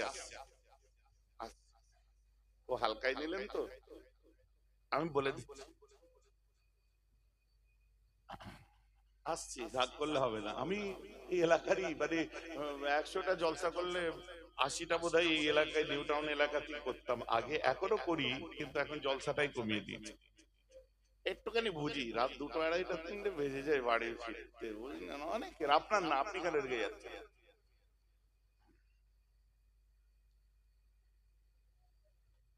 আল্লাহ রাসূল দুনিয়ার বাদশা যখন হেরা গুহার মধ্যে ছিলেন, বিক্ষিপ্ত আলোচনা করছি, আজ আমি কোনো লাইনে নাই।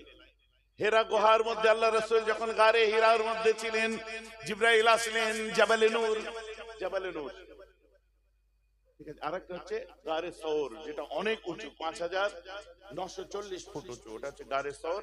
আর কাছাকাছি যেটা আছে ওটা হলো জাবালে আপনার কি বলে গারে হীরা।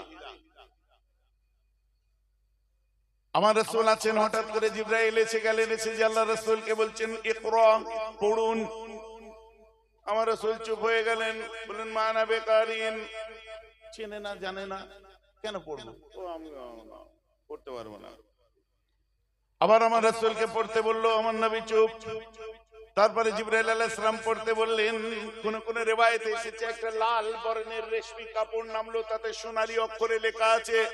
আল্লাহ রাসূলকে বলছে পড়ুন। আমার নবী দেখলেন, দেখে পড়তে আরম্ভ করলেন, ইকরা বিসমি রাব্বিকাল্লাযী খলাক, পড়তে আরম্ভ করলেন। 5টা আয়াত পড়েছিলেন। পড়ার পরে জিবরাইল আলাইহিস সালাম আল্লাহ রাসূলকে পড়ো বলার আগে নিজের সিনা দিয়ে চাপ দিয়েছিলেন। জলজলা হয়ে উঠেছিল, বুকটা কেঁপে উঠেছিল, তখন থরথর করে কাঁপছে। যখন এই হাল কেটে গেল, আল্লাহ রাসূল ঘরের মধ্যে এসে আম্মা খাদিজার কাছে এসে বলছে, জাম্মিলুনি, খাদিজা আমাকে কোন বস্তু দ্বারা তুমি চাপা দাও, কিছু চাপা দাও, জাম্মিলুনি চাপা দাও।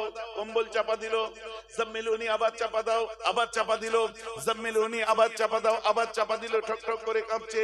এক সময় আল্লাহ রাসূল বলে, খাদিজা আমি কি তোমার কোলে মাথা দিয়ে একটু আরাম করব? হুজুর, আই এম ইওর প্রপার্টি, অবশ্যই আপনি দিন, আরাম করুন। আল্লাহ রাসূল আম্মা খাদিজার কোল মোবারকে মাথা রেখেছেন, রেখে আম্মা খাদিজার চেহারার দিকে তাকিয়ে বলছে, খাদিজা তোমার চেহারা যখন আমি দেখি তখন আমি প্রশান্তি লাভ করি। বলুন না সুবহানাল্লাহ।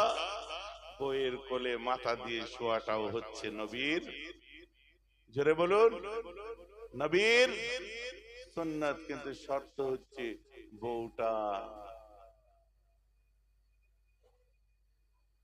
ভাইজান কেন বলছেন? ভালোই তো বুঝতে পারছেন, আবার জিজ্ঞেস করছেন কেন?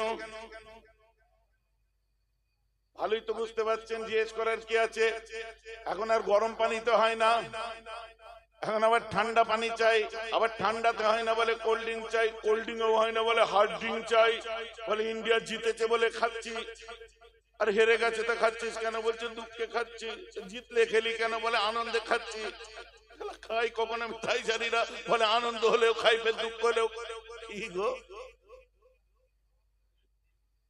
মাল মাল এখানে একটাও নেই, এখানে একটাও নেই। দু একটা আছে, রাগ করেও লাভ নেই। তুমি যদি জ্বলো তোমাকে পরোয়াও করে না মেহরাব সিদ্দিকী। এই হুজুর আর আগে এবারে দাওয়াত করে নিয়ে আসবি নি। আমি বলে দিয়েছি ওদের, সে ওয়াজ আগে করে দিয়েছি। তুই মাতাল মাল খাবি, দোষ নেই, মেহরাব ভাই বললেই দোষ। আর কি হচ্ছে, দরজা খোলা আছে, বসো, নাহলে সোজা কথা উঠে চলে যাও। সারা সাতটা ওয়াজ কোনো হুজুর করবে না, ও তো ওয়াজ মারা তেল মারা ওয়াজই করবে। কারণ আমার না কোনোদিন চাঁদার বিল আসবে তোমার কাছে, না কোনোদিন রমজান মাসে ভিক্ষা করতে আসবে, না কোনোদিন তোমার নজরানার দিকে তাকিয়ে থাকবো। হক কথা রসুলের খাতিরে, দিনের খাতিরে আমি সব জায়গায় বলি। ইউটিউবার গুলোকে জিজ্ঞেস করুন, ওদের চ্যানেল গুলো আপনার কি বলে ঘুরিয়ে ঘুরিয়ে দেখুন। যদি না পারেন তাহলে সাবস্ক্রাইব করুন, লাইক মেরে রাখুন। বক্তব্যগুলো দেখবেন ছোট ছোট আকারে এরা ছেড়ে রেখে দেয়। আর আমি বলে দিচ্ছি, এর মধ্যে আমার একটাও চ্যানেল নেই। আমার একটাও চ্যানেল আছে, আছে এগুলো আমার চ্যানেল একটাও। আমার 4-5টা নিজের চ্যানেল ফিট করে রেখে দেবো, ও জিনিস আমি না। দেখবেন তার মধ্যে ছোট ছোট কাট আউট গুলোকে একটু মনে রেখে দেবেন। আর সেখানে আমি বলে থাকি কাট আউটের মধ্যে যে দুঃখ করে লাভ নেই, কোন তোমার সঙ্গে আমার বন্ধুত্বের কারণটাও হচ্ছে শরীয়তের জন্য, আল্লাহ রাসূলের জন্য। খোদা না খাস্তা কোনদিন যদি তোমার সঙ্গে আমার দুশ্মনী হয়, তো একমাত্র শরীয়তের জন্য, আল্লাহ তার রাসূলের জন্যই দুশ্মনী হবে। কথাটা ঠিক বলছে না ভুল বলছি? সত্য কথা বলতে এসেছি, বলিষ্ঠ কণ্ঠে বলবো। আফসোসের কি আছে? আম্মা খাদিজা বলছে, কি ব্যাপার আপনি এত কাঁপছেন কেন? বলছে দেখো না, একজন আসলো, এসে আমায় বুকে বিশাল জোরে পেশাব দিয়ে বলছে আল্লাহ ছাড়া কোনো মাবুদ নেই। আম্মা খাদিজা বলছে তারপরে সে কি বললো? বলছে তারপরে সে কি বললো জানো? আম্মা খাদিজা নিজেই বলছে আপনি তার রাসূল, তাই তো? তুমি কি করে জানলে? বলছে হুজুর বিশাল খবর, আমার নসিব খুলে গেছে। বলে কেন? বলছে আসছি দাঁড়ান। আম্মা খাদিজা চলে গেলেন কোথায়? নিজের চাচার কাছে। আমরা একটা বিখ্যাত নাম পড়ে থাকি, আরকা বিন নাওফেল। আরকা বিন নাওফেল আমরা পড়েছি ছোটবেলায়। আরকা বিন নাওফেল বড় আলেম ছিলেন, তাওরাত ইনজিলের আলেম।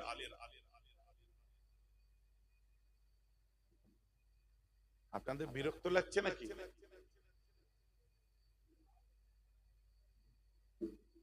এই কমিটির একটা ছেলে আয় না বাবা, নেই তো, ঠান্ডা বরফ হয়ে গেছে ভাইজি, আমার কথা বুঝতে পারো, ঠান্ডা হয়ে গেছে এটা। চলেন আমি যেটা বলছিলাম, তো আরকা বিন নাওফেল এই সাইড থেকে দেখতে পাচ্ছি ক্যামেরা গার্ড। তো চাচার কাছে গেল, তাওরাত ইনজিলের বড় আলেম, যে বলছে চাচা যান, বলে কি? বলছে আপনাদের জামাইয়ের কাছে এই আপনার আল্লাহর প্রেরিত দূত এসেছিল জিবরাইল। বলছি কেন? বলছে এসে বলছে, হঠাৎ এসে বললো আমাকে চাপা দাও, আর তারপরে বললো আল্লাহ ছাড়া মাবুদ নেই, আর আমি আপনার কাছে শুনেছিলাম সেই হবে তার রাসূল, এইসব কথা বলছে। বলছে ও কি সাদকা খায়? বলছে না সাদকা খায় না। ও কি দান নেয়? বলছে না দান নেয় না। আচ্ছা ও কি আপনার খেজুরের দেশে আপনার হিজরত করবে? বলছে ওটাও আমি বলতে পারবো না। আচ্ছা ও কি বিধবার ঘরে জন্ম নিয়েছিল? বলছে হ্যাঁ হ্যাঁ। বলছে আচ্ছা ও দুই কাঁধের মধ্যে একটা কবুতরের ডিমের মতো কিছু আছে? বলছে হ্যাঁ চাচা জান আছে। বলছে ওকে জিজ্ঞেস করবে তো মায়ের পেটে ফর্সা ছেলে কখনো হয়, পরিষ্কার দেখতে ছেলে কখনো হয়, আর কালো দেখতে ছেলে কখনো হয়, জিজ্ঞেস করবে তো। বলছে হ্যাঁ ঠিক আছে। জিজ্ঞেস করে এসেছে। আবার আসার পরে আরো অনেক কিছু আছে, আমি কাটছাট করলাম। এসে বলার পরে আরকা বিন নাওফেল বলছে খাদিজা তোমার নসিব খুলে গেছে, যাও আগে 4 হাতে দিয়ে বায়াত হও, তার হাতে হাত দিয়ে ইসলাম কবুল করো, তোমার স্বামী আখেরি জামানার পয়গম্বর হয়েছে। জোরে বলুন না সুবহানাল্লাহ। আল্লাহ রাসূল দুনিয়ায় আসার অনেক আগে এই সব খবর ছড়িয়ে আছে। আমার নবী দুনিয়ায় আসার অনেক আগে সব খবর ছড়িয়ে আছে। হাফেজে কোরআনরা আছেন এর মধ্যে। সূরাতুল জিন খুলুন। আমি এসব আলোচনা আজ করিনি, বুঝলেন তো, কারণ আজকে মাহফিলে একটুখানি ট্র্যাক্টর চালাবার দরকার ছিল, আমি চালালাম। কারণ আমার যুবক ভাইদের আর মানে ওই কি বলে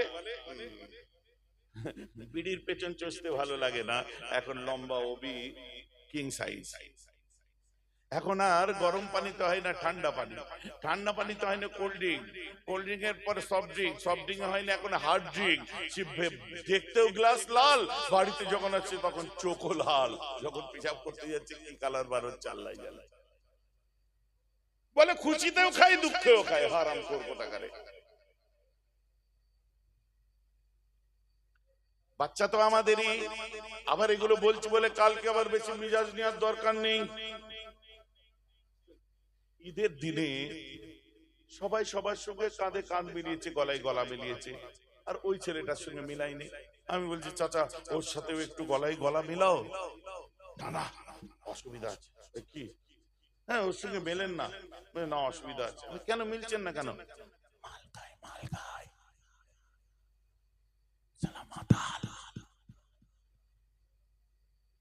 আজকে ঈদের দিনে আজকে তো খাইনি, আজকে একটু মেলেন না? না না ওর সাথে মিললে আমার শরীরটা নাপাক হয়ে যাবে। আচ্ছা এদিকে আসুন, এই এদিকে আয়। কতদিন মাল খাচ্ছিস? ভাইজান 5 বছর। চাচা কত বছর নামাজ পড়ছেন? ওই যে 35 বছর। আমি ব্যাস শেষ। 5 বছরের মালের ঝাঁঝ এত, আপনার 35 বছরের নামাজের ঝাঁঝ কোথায় গেল? ও আপনাই ধরে যদি নাপাক করে দিতে পারে, আপনি ওকে ধরে পাক করতে পারলেন না? বুঝতে পারছেন না? না ওর শরীরটা হয় হবে। আপনারা বলুন মদ খাওয়া হালাল না হারাম? এই যুবকরা বলো, জোরে বলেন না। যুবকরা বলো হালাল না হারাম? গাঁজা খাওয়া হালাল না হারাম?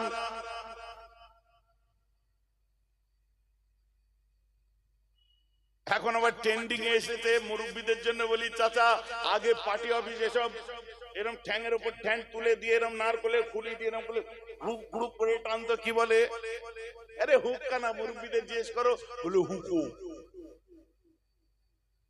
ঠিক বলেছি তো নাকি চাচা? সেই হুক্কা জাতে উঠে, হুকু আর জাতে উঠে যে হয়েছে হুক্কা। বিয়ে বাড়িতে সামনে না থাকলে মুড অফ, হুক্কা নেই, হুক্কা পাল্লার হুক্কা বার।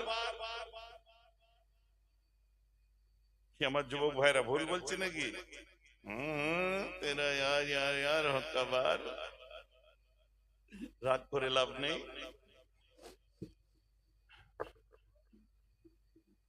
এখন সব ট্রেন্ডিং এ এসে গেছে, সব গুনাহ অ্যাভেলেবেল হয়ে যাচ্ছে। মুসলমান ও আমার আপনার বউ বাচ্চা ছেলে মেয়েদের হেফাজত করুক। ভুল বাচ্চারা করবে, ওটা নিয়ে অত বড় চড় করে দেখে সতী ভাব দেখাবার দরকার নেই। ওদের সঙ্গে সবকিছু টেকিটিজি করুন। কেন বলছি শুনে নেন। গাঁজা খাওয়া হারাম, হুক্কা খাচ্ছেন, তারপরে কি বলে গাঁজা আরেকটা বার হয়েছে, কি বলে হিরোইন, উইড, আরেকটা সুন্দর নেশা আছে, নাম শুনলে মনে হবে এক্ষুনি খাই, ওটার নাম হচ্ছে ম্যারিজুয়ানা। নামটা সুন্দর না? এই যে সুশান্ত সিং রাজপুত যখন মার্ডার হলো, ওর গার্লফ্রেন্ডকে ধরেছিল, আমি ইন্টারভিউ দেখছিলাম, রিয়া চক্রবর্তী না কি নাম। ওকে জিজ্ঞেস করছে তুমি কি কোন রকম নেশা করো? বলছে আমি একটু ম্যারিজুয়ানা নেই। আমি জানি কোন দেশের নেশারে, কি সুন্দর মিষ্টি মতো নাম ম্যারিজুয়ানা। গুগল ডিকশনারিতে মেরে দেখে ম্যারিজুয়ানা মানে হচ্ছে গাঁজা। গাঁজা খোর, এমন করে নাম বললো জানি বিদেশি কোন খাবার।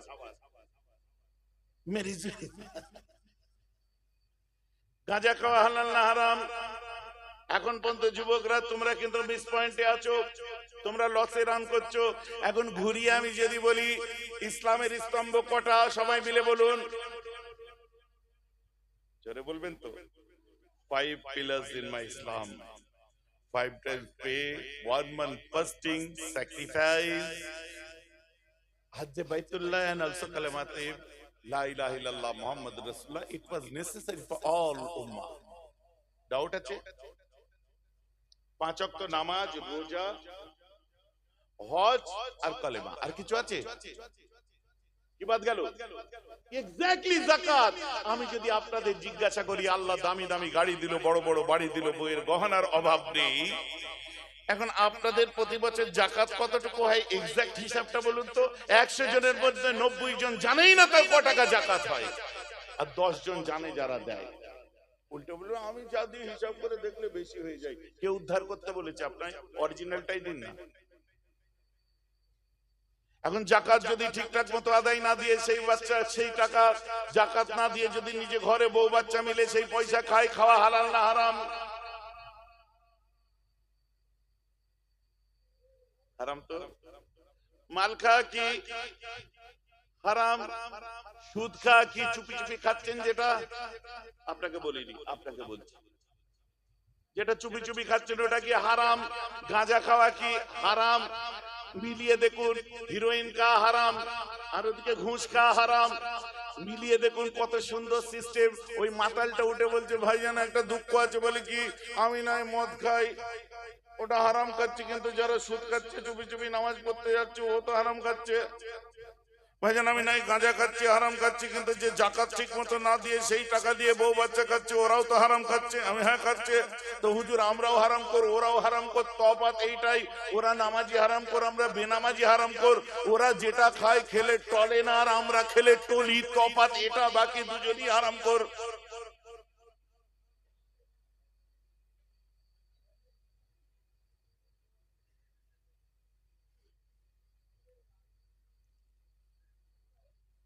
ভাইজান এইসব কথা বললে রাগ ধরে, এগুলো আমি বলিনি, কে বলেছে জানেন?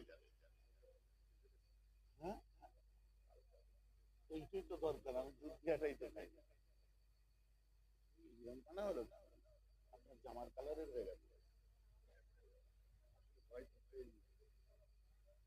আচ্ছা ঠিক আছে, রেখে দেন, অসুবিধা নেই।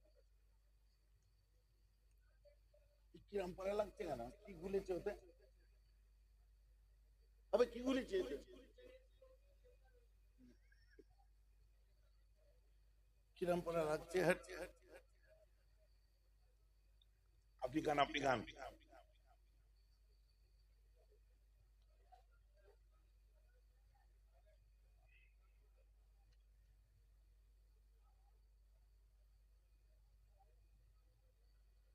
আচ্ছা ওতে কোনো পোকা পড়েছিল কি? চলেন, কোনো ব্যাপার না, আল্লাহ এই জুটেছে কপালে লাখ শুকর। চলেন মুসলমান, আমি যেটা বলতে চাচ্ছিলাম, আমার কথাই রাগ করবেন না।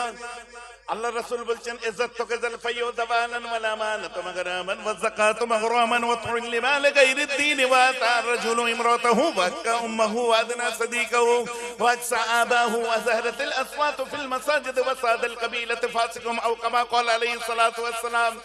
আমার রাসূল এগুলো সব বলে দিয়েছে। যাকাত মাগনামান, মাগনামান যাকাত দেওয়াকে জরিমানা দেওয়া মনে করবে। আমাদের ক্ষেত্রেও যাকাত দেওয়া অনেকের জরিমানা মনে হয়। দ্যাটস ওয়াই আমি যাকাত টেনে এনে ওয়াজ করেছি, রাগ করবেন না। আল্লাহ রাসূল বলছেন ওয়াল আমানাতু মাগনামান, আমানতের মালকে গনিমতের মাল মনে করবে।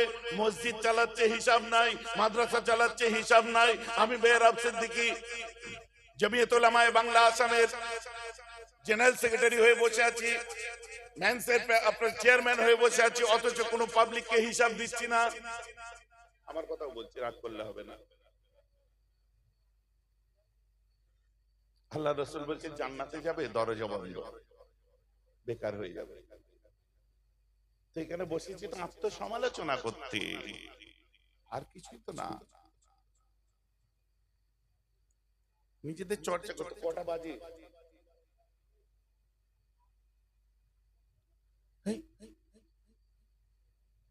কটা বাজে গো?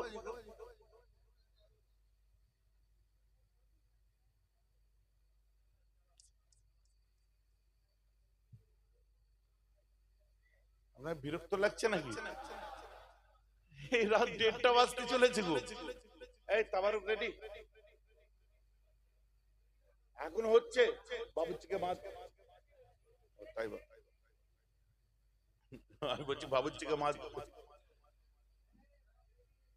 সব রেডি করো, তাবারুক টাবারুক রেডি করো, এটা বলি আমি বিদায় নেবো। হ্যাঁ শুনুন, আল্লাহ রাসূল এগুলো আগে, নবী আমার আগে থেকে, যেটা বলছিলাম সূরাতুল জিনের মধ্যে দেখুন, বিসমিল্লাহির রহমানির রহিম, ওয়া আন্না কুননা নাকুদু মিনহা মাকাইদা লিস-সামি ফামান ইয়াসতামিল আন ইয়াজিদ লাহু শিহাবার রাসাদা।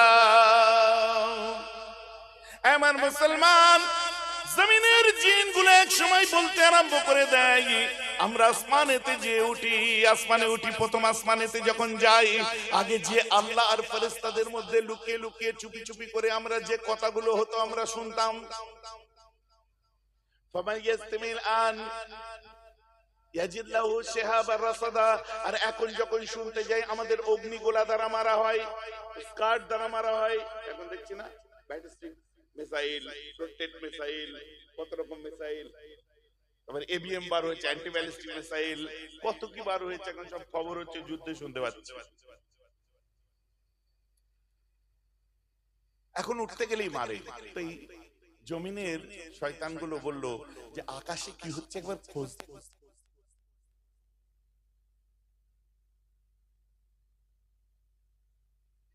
হ্যালো হ্যালো, ব্যাটারি শেষ হয়ে এসছে বোধহয়। জমিনে কি হচ্ছে একবার আকাশে তো খোঁজটা নেওয়া যাক। আকাশের বড় শয়তান ইবলিসকে জিজ্ঞাসা করছে, বলছে ভাই এখন আমরা আকাশে উঠতে গেলেই প্রচুর মারছে, বলে কি আগুন ছুঁড়ে মারছে। আমরা যে উল্কি দেখতে পাই না, উল্কি, মুরব্বীরা কি বলতো আগে, বলছে ওটা উল্কি নয়, শয়তান আকাশ, ওটা উল্কি নয়, শয়তান আকাশে উঠতে যায়, ওই সময় ফেরেশতারা তার আগুন ধরিয়ে দেয়, বলে না। আর তোমরা দেখো ফিরে আসে, একদম ঠিক কথা বলতো। হ্যাঁ, শয়তানদেরকে আগুন দ্বারা মারা হতো, কোরআনও তাই বলছি।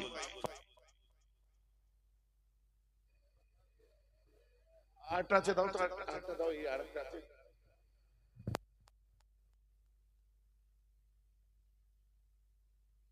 হ্যালো হ্যালো, এটা দাও।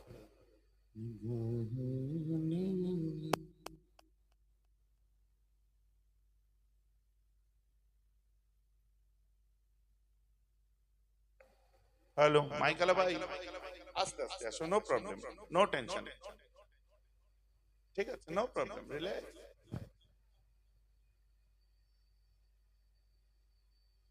ওর যে ভেতরে কতটা দুঃখ দুঃখ লাগছে ওটা আমি বুঝতে পারছি, রিল্যাক্স, মানুষ, কাজ হতে পারে। আমি 15 মিনিট লেটে আসলাম, কেউ কিছু বললেন না তো। কি মাইক দিয়েছিস, হ্যাঁ গরিবের।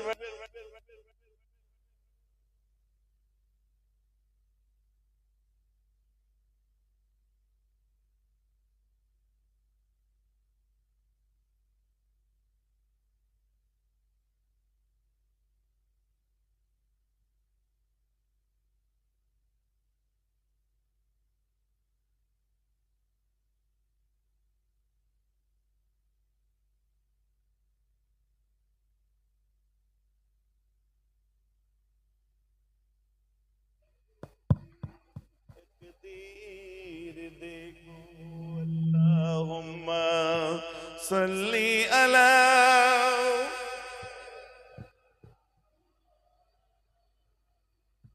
ওয়ালা আলি। আসলে আমরা কিন্তু এতটাই আসতে বলি। निगाहे वलियों में, निगाहे वलियों में उतासीर देखो, उतासीर देखो, बदलते हजारों की तकदीर देखो, बदलते हजारों की तकदीर देखो। अल्लाहुम्मा सल्ली अला,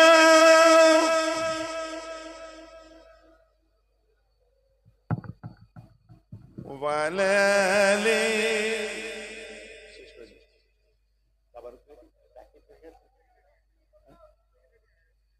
টোটাল নিয়ে চলে আসো,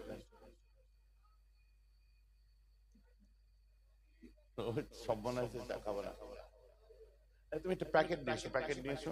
আচ্ছা, আমার যেসব ভাইরা, আমি ওয়াজটা করব, করে শেষ করবো ফাইনালি, আমি ওই আধা কাছড়া রাখবো না কোনো জিনিস।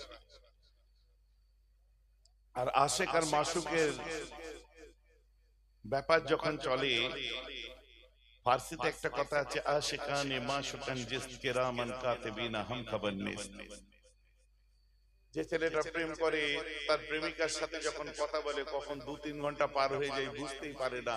যখন বলে ফোন রাখছি, বলছে হ্যাঁ তোমার কাছে তো সময় নেই আমার জন্য, অথচ 3 ঘন্টা হয়ে গেছে। বুঝতে পারছেন না? তাই শায়ের বলছে দুনিয়ার যখন আশিক সে প্রকৃত যার সঙ্গে ইশক করে, যে প্রকৃত যার ইশকে পাগল থাকে তাদের যখন আলোচনা হয় তখন সময় বোঝা তো দূরের কথা, কাঁধের ফেরেশতারাও বুঝতে পারে না। বলুন সুবহানাল্লাহ। এখানে আশিক আর মাশুক প্রকৃত মুমিনের দিলের আলোচনা হয়েছে। তাই কোনদিন আমার মনে হয় একভাবে এইভাবে 2.5 ঘন্টা কতদিন বসেন তার কোনো ঠিক নেই। কেউ তো উঠে বাথরুম যাবেন, পেশাব করতে যাবেন, এই যাবেন, ভাবলাম সিগন্যাল পাচ্ছে আমি এবার ছোট করি একভাবে। তো চলেন, আমার এই ভাইটাকে দেখবে এইদিকে অবাস হয়ে যাচ্ছে, ফের এইদিকে যাচ্ছে, ফের এইরকম করে বসেছে, মানে কি গোড়ালির ওপর ব্যালেন্স দিয়েছে, মানে 2 সাইড অবাস হচ্ছে। আমার মুসলমান খেয়াল করে শুনে রেখে দিন, তখন ইয়ামানের নাসিবাইন শহর, এগুলো মনে রাখবেন। আমি এই জন্য ভারী আলোচনা করিনি। ইয়ামানের নাসিবাইন বলে একটা শহর আছে, ওই শহরের 9 জন জিন দুনিয়া পরিক্রমা করতে আরম্ভ করে। বলে কেন? বলছে আকাশের বড় শয়তানকে জিজ্ঞাসা করেছিলাম কিসের জন্য আমাদের উপরে উঠতে দেওয়া হচ্ছে না। বললে এটা আকাশের ব্যাপার নয়, জমিনে কিছু ঘটেছে নাকি দেখো। ভলিউমটা বাড়াও আর ভাষণটা কমাও। জমিনে কিছু ঘটেছে নাকি দেখো। ওই সময় ওই 9 জন জিন ইয়ামান দেশের 9টা জিন নাসিবাইন শহরের পৃথিবী পরিক্রমা করতে আরম্ভ করে। একদিন, দুদিন, 1 বছর, 2 বছর, 10 বছর, 20 বছর, 30, 40, 50 বছর হয়ে গেছে। নবুয়তের 10তম বছর, নবুয়তের 10ম বছর, যেটা আল্লাহ রাসূলের কাছে সবথেকে কষ্টের বছর ছিল। যে বছরে আবু তালিব মারা যায়, যে বছরে আম্মা খাদিজা ইন্তেকাল করেন, আমার নবী মনের দুঃখ কষ্ট তিনি চলে গেছিলেন নিজের দুধবা হালিমার দেশেতে, তাইফ। তাইফে আজও এইসব হাজী সাহেবদের জিজ্ঞেস করেন, তাইফের মানুষটা এত ব্যবহার ভালো করে, কেউ চিল্লে কথা বলে পাশ থেকে আরেকজন চেপে দেয়, আস্তে কথা বলে। কেন? সারা পৃথিবীর মানুষের কাছে ওরা আজও লজ্জিত, ওরা নবীকে মেরেছিল তাই। আর আমার নবী দোয়া করেছিলেন তাই ওরা আজ এত ভালো হয়ে গেছে। বলেন না সুবহানাল্লাহ। সব ইতিহাস লুকিয়ে আছে। চলেন, নবীজি গেলেন ওখানে একটা বাড়িতে, সম্ভ্রান্ত পরিবারে যে উঠলেন। ওঠার পরে আল্লাহ রাসূল বলছে দেখো আমি একটা কথা নিয়ে এসেছি, আল্লাহ হচ্ছে এক আর আমি হচ্ছি তার, আল্লাহ ছাড়া কোনো মাবুদ নেই, আর আমি মুহাম্মদ তার রাসূল। বলছে হ্যাঁ হ্যাঁ, মক্কায় একজন বেরিয়েছে শুনেছিলাম, তাহলে তুমি সেই লোক? কেন এমন করে বলছেন? বলছে শোনো, তোমার কথা এখানে চলবে না, চলে যাও। আল্লাহ রাসূল চলে যাওয়ার সময় একটা অনুরোধ করেছিলেন যে দেখো আমার উপর এমনি জুলুম হচ্ছে, এমনি সিতম হচ্ছে, অত্যাচার হচ্ছে, তোমরা যেন আমাকে আর 5 কান করো না, মানবে না মানবে না, আমি চলে যাচ্ছি। কিন্তু ওই বাড়ির একটা মেয়ে ছিল, ওই আবু জেহেলদের বাড়ির, ওই বাড়ির ছোট বউ, যে সে আবু জেহেলদের বাড়ির মেয়ে। আল্লাহ রাসূল বেরোবার সাথে সাথেই একদম হই হই করে আওয়াজ করে দিলে, এই শোন রে, মক্কার সেই লোক এখানে এসেছে, বুলোতে এসেছে, আমাদের খোদা খারাপ বলছে, এইসব বাজে বাজে কথা বলে। ওই সময় আল্লাহ রাসূলকে হই হই করে আক্রমণ করে দেয়। আমার রাসূল ছিলেন, আর সাথে আমার রাসূলের খাদেম ছিলেন যায়েদ বিন হারেসা। কঠিন আক্রমণ করে। হযরতে যায়েদ বিন হারেসার কপাল ফেটে রক্ত পড়ছে। আল্লাহ রাসূল কি কানের নিচে লেগেছে, পিঠে লেগেছে, পিঠ ফেটে গেছে। আহারে নোরা নিচে সেম। আল্লাহ রাসূলের কেউ কোনোদিন কামিজের পাশ দিয়ে পেট মোবারক দেখে ফেললে অহংকার করে বলতো আমি নবীজির পেট দেখেছি, নূর চমকাচ্ছিল, আমার রাসূলের হাত দেখেছি, নূর চমকাচ্ছিল। সে রাসূলকে মেরে রক্ত রঞ্জিত করে দেয়। হাঁপাতে হাঁপাতে আমার রাসূল দৌড়াচ্ছেন, ভাবলো হয়তো আমার পায়ে কিছু জড়িয়ে গেছে। লক্ষ্য করে দেখে শরীরের রক্ত পায়ের জুতোর সাথে বালির সাথে জড়িয়ে গেছে। আমার রাসূল একটা আঙ্গুরের বাগান দেখতে পায়, ওই আঙ্গুরের বাগানে যে ঢুকে যায়। 2 ভাই বাগানের মালিক, এই ছেলেরা চুপ করো, উতবা বিন রাবিয়া আর শাইবা বিন রাবিয়া, তাদের আঙ্গুরের বাগানে ঢুকে গেল। ঢুকে যে, আজ তখনকার দিনের একটা সিস্টেম ছিল, কারো প্রপার্টিতে কেউ ঢুকে গেলে আর তাকে কেউ আক্রমণ করতো না।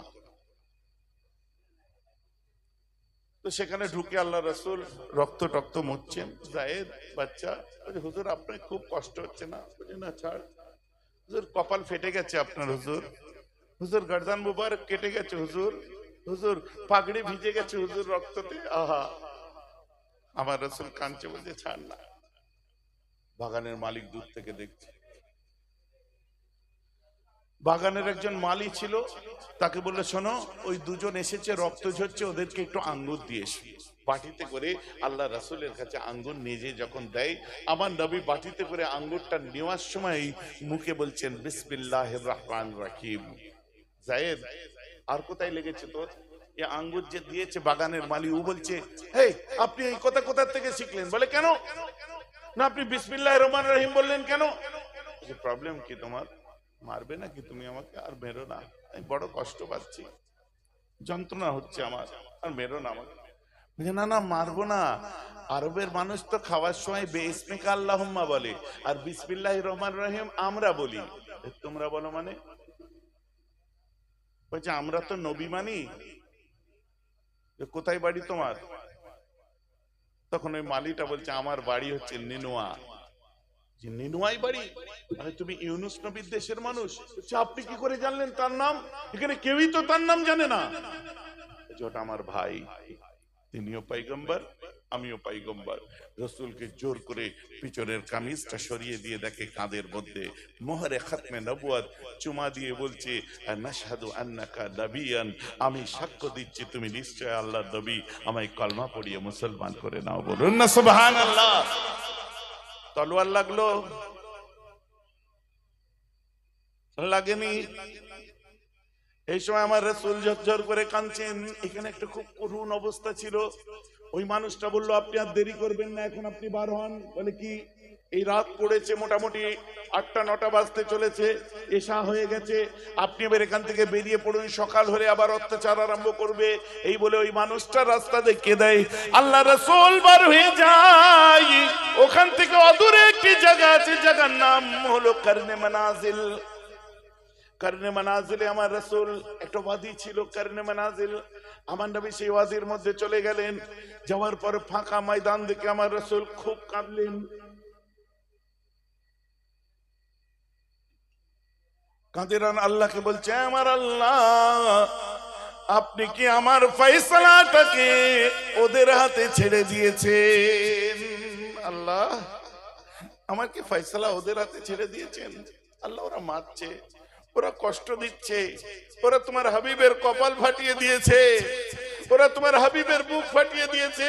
আমার হারেস, আমার পালিত পুত্র, ওকে মেরে রক্ত রঞ্জিত করে দিয়েছে। আমার কি আর মক্কায় ফেরা হবে না? আল্লাহ, আমার কি ফয়সালা ওদের হাতে ছেড়ে দিয়েছেন? আপনি কি দেখছেন না আল্লাহ? এত করুণ মোনাজাত ছিল। আমার রাসূল মোনাজাত থেকে বার হয়ে দেখে সামনে 1-150 ফেরেশতা দাঁড়িয়ে আছে, আর জিবরাইল আমিন দাঁড়িয়ে আছে। জিবরাইল, তুমি কেন এসেছো? দেখছো আমার অবস্থা? আল্লাহ এর পিছনে কি মসলিহাত আছে আমি জানি না, আল্লাহর ফয়সালায় আমি খুশি, কিন্তু আমার ভয় হয় যে আমার কি জীবনের শেষ দিনে আমি এসে গেছি, আবার অনেক কাজ বাকি। এরাও সব ফেরেশতা হুজুর? বলছে হ্যাঁ, এই 150 জন এসেছে, 1 থেকে 150 ফেরেশতা এসেছে, এরা পাহাড়ের দায়িত্বে আছে। আর এই তায়েফের এখান থেকে 200-300 কিলোমিটার শুধু পাহাড় আর পাহাড়।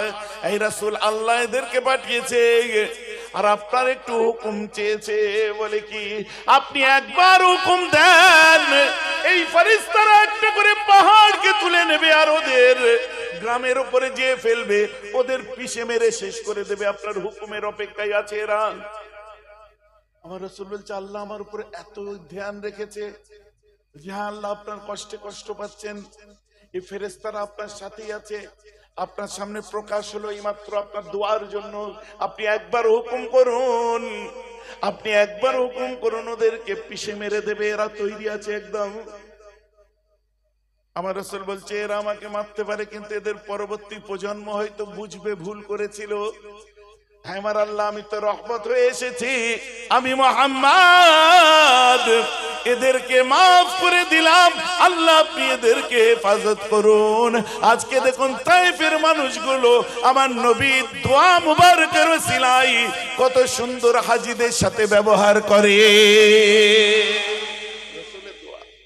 ওখান থেকে আমার রাসূল হাঁটতে আরম্ভ করে দিলেন। মক্কা ঢুকতে আর মাত্র 14 মাইল বাকি। একটা বিশাল বড় খেজুরের বাগান আছে, ওই বাগানটার নাম হচ্ছে ওয়াদিয়ে নাখলা। ওই ওয়াদিয়ে নাখলাতে আমার রাসূল যখন আসলেন, এসে ফজর হয়ে গেছে, সারা রাত হেঁটেছেন। ফজরের ওয়াক্তে নামাজে দাঁড়িয়েছে, আল্লাহর রাসূল নামাজ আরম্ভ করে দিয়েছে। ওই সময় সূরা বাকারা আমার নবী তেলাওয়াত করছে, আসমান থেকে উড়ে যাচ্ছে যারা 50 বছর ধরে আকাশের শয়তান বলেছিল দুনিয়ায় কিছু আছে দেখো, হয় নবী এসেছে, পয়গম্বর এসেছে, না হয় আসমানি কিতাব এসেছে। ওয়া আন্না কুন্না নাকুযু মিনহা মাকঈদা লিস-সামঈ ফামান ইয়াসতামিল আন ইয়াজিদ লাহু শিহাবার রাসাদা। আল্লাহর কোরআন সূরাতুল জিন খুলে দেখুন, এই জিনগুলো বলে আমাদের মারে কিসের জন্য, অবাক কাণ্ড। এরা আকাশ থেকে যখন খবর পায় গোটা দুনিয়া ভ্রমণ করতে আরম্ভ করে, পরিক্রমা করে। 50 বছর পরে এরা যখন ওয়াদিয়ে নাখলার উপর দিয়ে হেঁটে যাচ্ছে, উড়ে যাচ্ছে, হঠাৎ করে কানে একটা আওয়াজ পড়ে যায়। আওয়াজ শুনে এরা নিচে নেমে চলে আসে।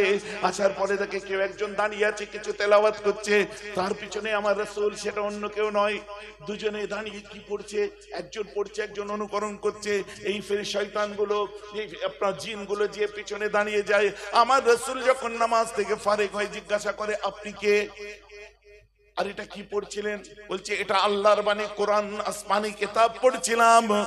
আর আমি তার পয়গম্বর, আল্লাহ ছাড়া মাবুদ নাই, আমি মুহাম্মদ তার রাসূল। সঙ্গে সঙ্গে জিনগুলো বলেছিলেন আনাশহাদু আন্নাকা নাবিয়্যুন, আজ আমরা স্বীকার করছি 50 বছর ধরে আপনাকে খুঁজছি, কোরআন অনুযায়ী খুলে দেখুন। 50 বছর পরে আমাদের মাসলা হল হয়েছে।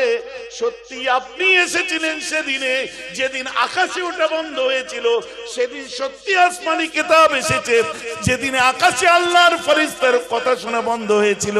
আর দেরি করবেন না, আমরা সাক্ষী 50 বছর ধরে আপনাকে খুঁজছি, কালেমা পড়িয়ে আমাদেরকে মুসলমান করে নি।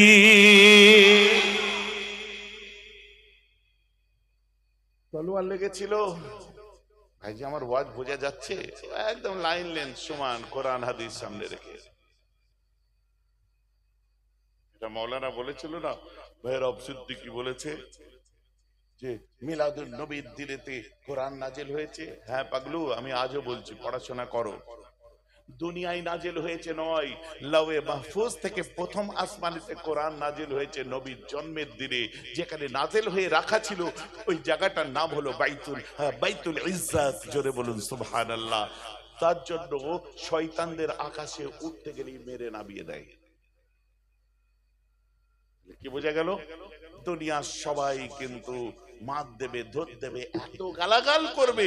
আমি হুজুর আমার গলায় গামছা দিয়ে টেনে ফেলে দিয়েছিস তুই, আর ভিক্ষা চাস? কিন্তু আমার রাসূল সেদিন চড় মারলেন না, গালাগাল দিলেন না, হাসতে হাসতে বলেছিলেন সুম্মা আমার লাহুল ইতাইন, যাও তলোয়ার দরকার নেই, গরিবটার বাড়িতে খাবার পাঠিয়ে দাও। সে বলে এটার নাম যদি ইসলাম হয়, আমাকে কলমা পড়িয়ে মুসলমান করে দিন। দ্য অ্যাপোলজি ফর মুহাম্মাদের মধ্যে মিস্টার ডেভেনপোর্ট বলছে we must recognise that the spread of Islam not won by victory of sword but spread by the magic of his personality and wonderful elegance may disciple and also follower of Prophet Jesus, but Prophet Muhammad is the perfect person in all our world. He was the battered mind, not only his own age but all ages. জন্মসূত্রে আমি খ্রিস্টান, কিন্তু পৃথিবীর বুকে ইসলামের নবী মুহাম্মদ হলো শ্রেষ্ঠ এবং খাঁটি। জোরে বলুন না সুবহানাল্লাহ। আর সত্যি তলোয়ার নয়, মুহাম্মাদের মুখের বাণীতে ইসলাম প্রচার হয়েছে। ওয়াশিংটন আরভিংও তাই বলছে, আপনার মহাত্মা গান্ধী দা ইয়াং ইন্ডিয়ার মধ্যে তাই বলছে, মরিস বুকাইলি তাই বলছে, ওয়াশিংটন আরভিং তাই বলছে, ডেভেনপোর্ট তাই বলছে, ওলিয়ারি তাই বলছে, এইচ হার্ট তাই বলছে, আপনার অ্যালেন ডেভিডসন তাই বলছে, আপনার জন হপি তাই বলছে, উইলিয়াম মুর তাই বলছে, আপনার তুরস্কের ইতিহাস রেখেছে মিস্টার লা মার্টিন তাই বলছে। সারা পৃথিবী একটাই কথা বলে, ইসলামের নবী মুহাম্মাদের মতো লিডার হয় না। জোরে বলেন না সুবহানাল্লাহ। আর কোথাকার কি ওই বাবা না কি গিরি নাম, আমি বলছি না তাকে ফেমাস করার জন্য, সে বদনাম করলে এই সব লেভেলে পড়ে। আমি যে লেভেলটা আলোচনা করলাম, যার নামে ওয়াশিংটন ডিসি বেসের, সে বলছে মুহাম্মাদের মতো মুহাম্মাদের তুলনা হয় না। বলেন না সুবহানাল্লাহ। এইসব লেভেলে পড়ে, তাই বলতে হয় বললাম। চলেন, খুব হয়েছে, ওয়াজ সব মনে থাকবে তো কালকে? হ্যাঁ, ওইগুলো মনে থাকবে। বোনের হক দিবি, এখানে তো মনে থাকবে। হ্যাঁ, পাঁচিল নিজের জায়গায় দিয়েছিস আর ক্যান্টিলিভার বাড়িয়ে দিয়েছিস, সানসেট বাড়ানো রাস্তার উপরে, এসব হবে তো নাকি? না, চলুন আল্লাহ যতটুকু দিক যেন প্রত্যেকের উপায়ের মধ্যে লাইসা বিনুক্তাতিন মিন হারামিন ওয়া বিশুহবাতিন, যেন কোনো হারাম না থাকে আর কোনো সন্দেহ না থাকে। সকলে বলুন আমিন। এখন সকলে বিসমিল্লাহর সঙ্গে ফাতিহা শরীফ, ইখলাস শরীফ, দরুদ শরীফ পড়ুন, দোয়া হবে।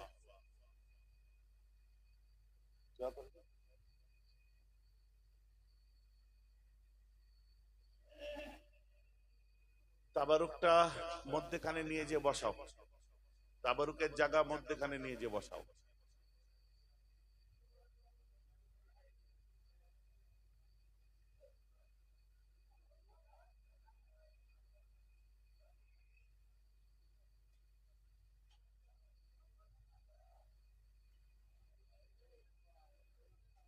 আপনার বিরক্ত লাগে না তো?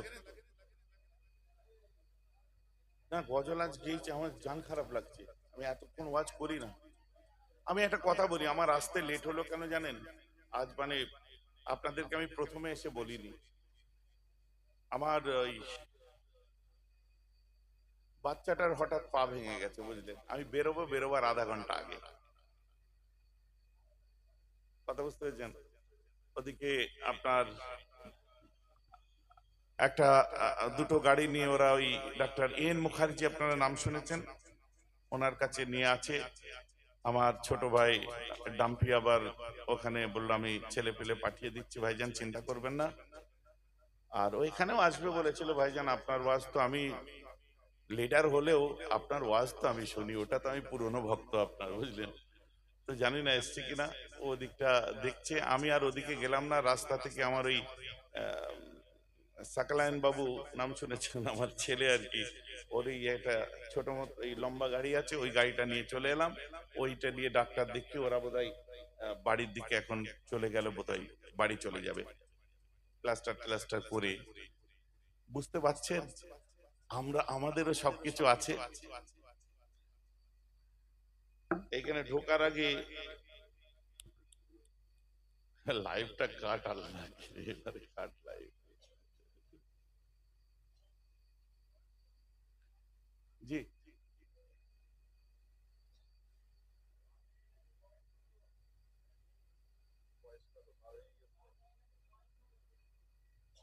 ও আচ্ছা আচ্ছা। কত সাল আমি বলতে পারছি না, তবে এখন মোটামুটি 16-17 বছর তো হবে।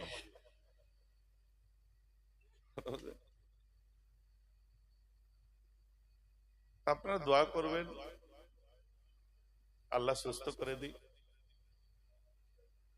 এখানে এবারে আমি যদি না, আপনার বাড়িতে যদি এমন হয় আর আপনি যদি না যান, বাড়ির লোকেরা কেমন রেগে যাবে বলেন তো? হ্যাঁ? আমার ওয়াজ কেন গুলিয়ে যাচ্ছে এদিক ওদিক, বুঝতে পারছেন? আমার ওয়াজ গুলিয়ে যাচ্ছে যে আমার বাড়ির লোক রেগে ফায়ার হয়ে গেছে, এখন বোঝাবো কি করে? সে বাইরে মেহরাব সিদ্দিকী, বাড়িতে আর মেহরাব সিদ্দিকী। কথা বুঝতে পারছেন না? আরে একটা জায়গায় তো ছোট হতে হবে, কি তাই তো নাকি? একটা জায়গায় জবান বন্ধ হয়ে যায়, কিছু করার নেই, খোদার কুদরত ওখানে কিছু। আমার ভাইরা, সকালে বিসমিল্লাহর সঙ্গে ফাতিহা পড়ুন, ইখলাস পড়ুন, দরুদ শরীফ। কই তাবারুক গুলো কোথায় গেল? আছে, সকলে বসে পড়ুন, সকলে বসে পড়ুন। হ্যাঁ বসো, আর আমাদের কমিটির ছেলেরা তোমরাও বসে পড়ো, বসে পড়ো।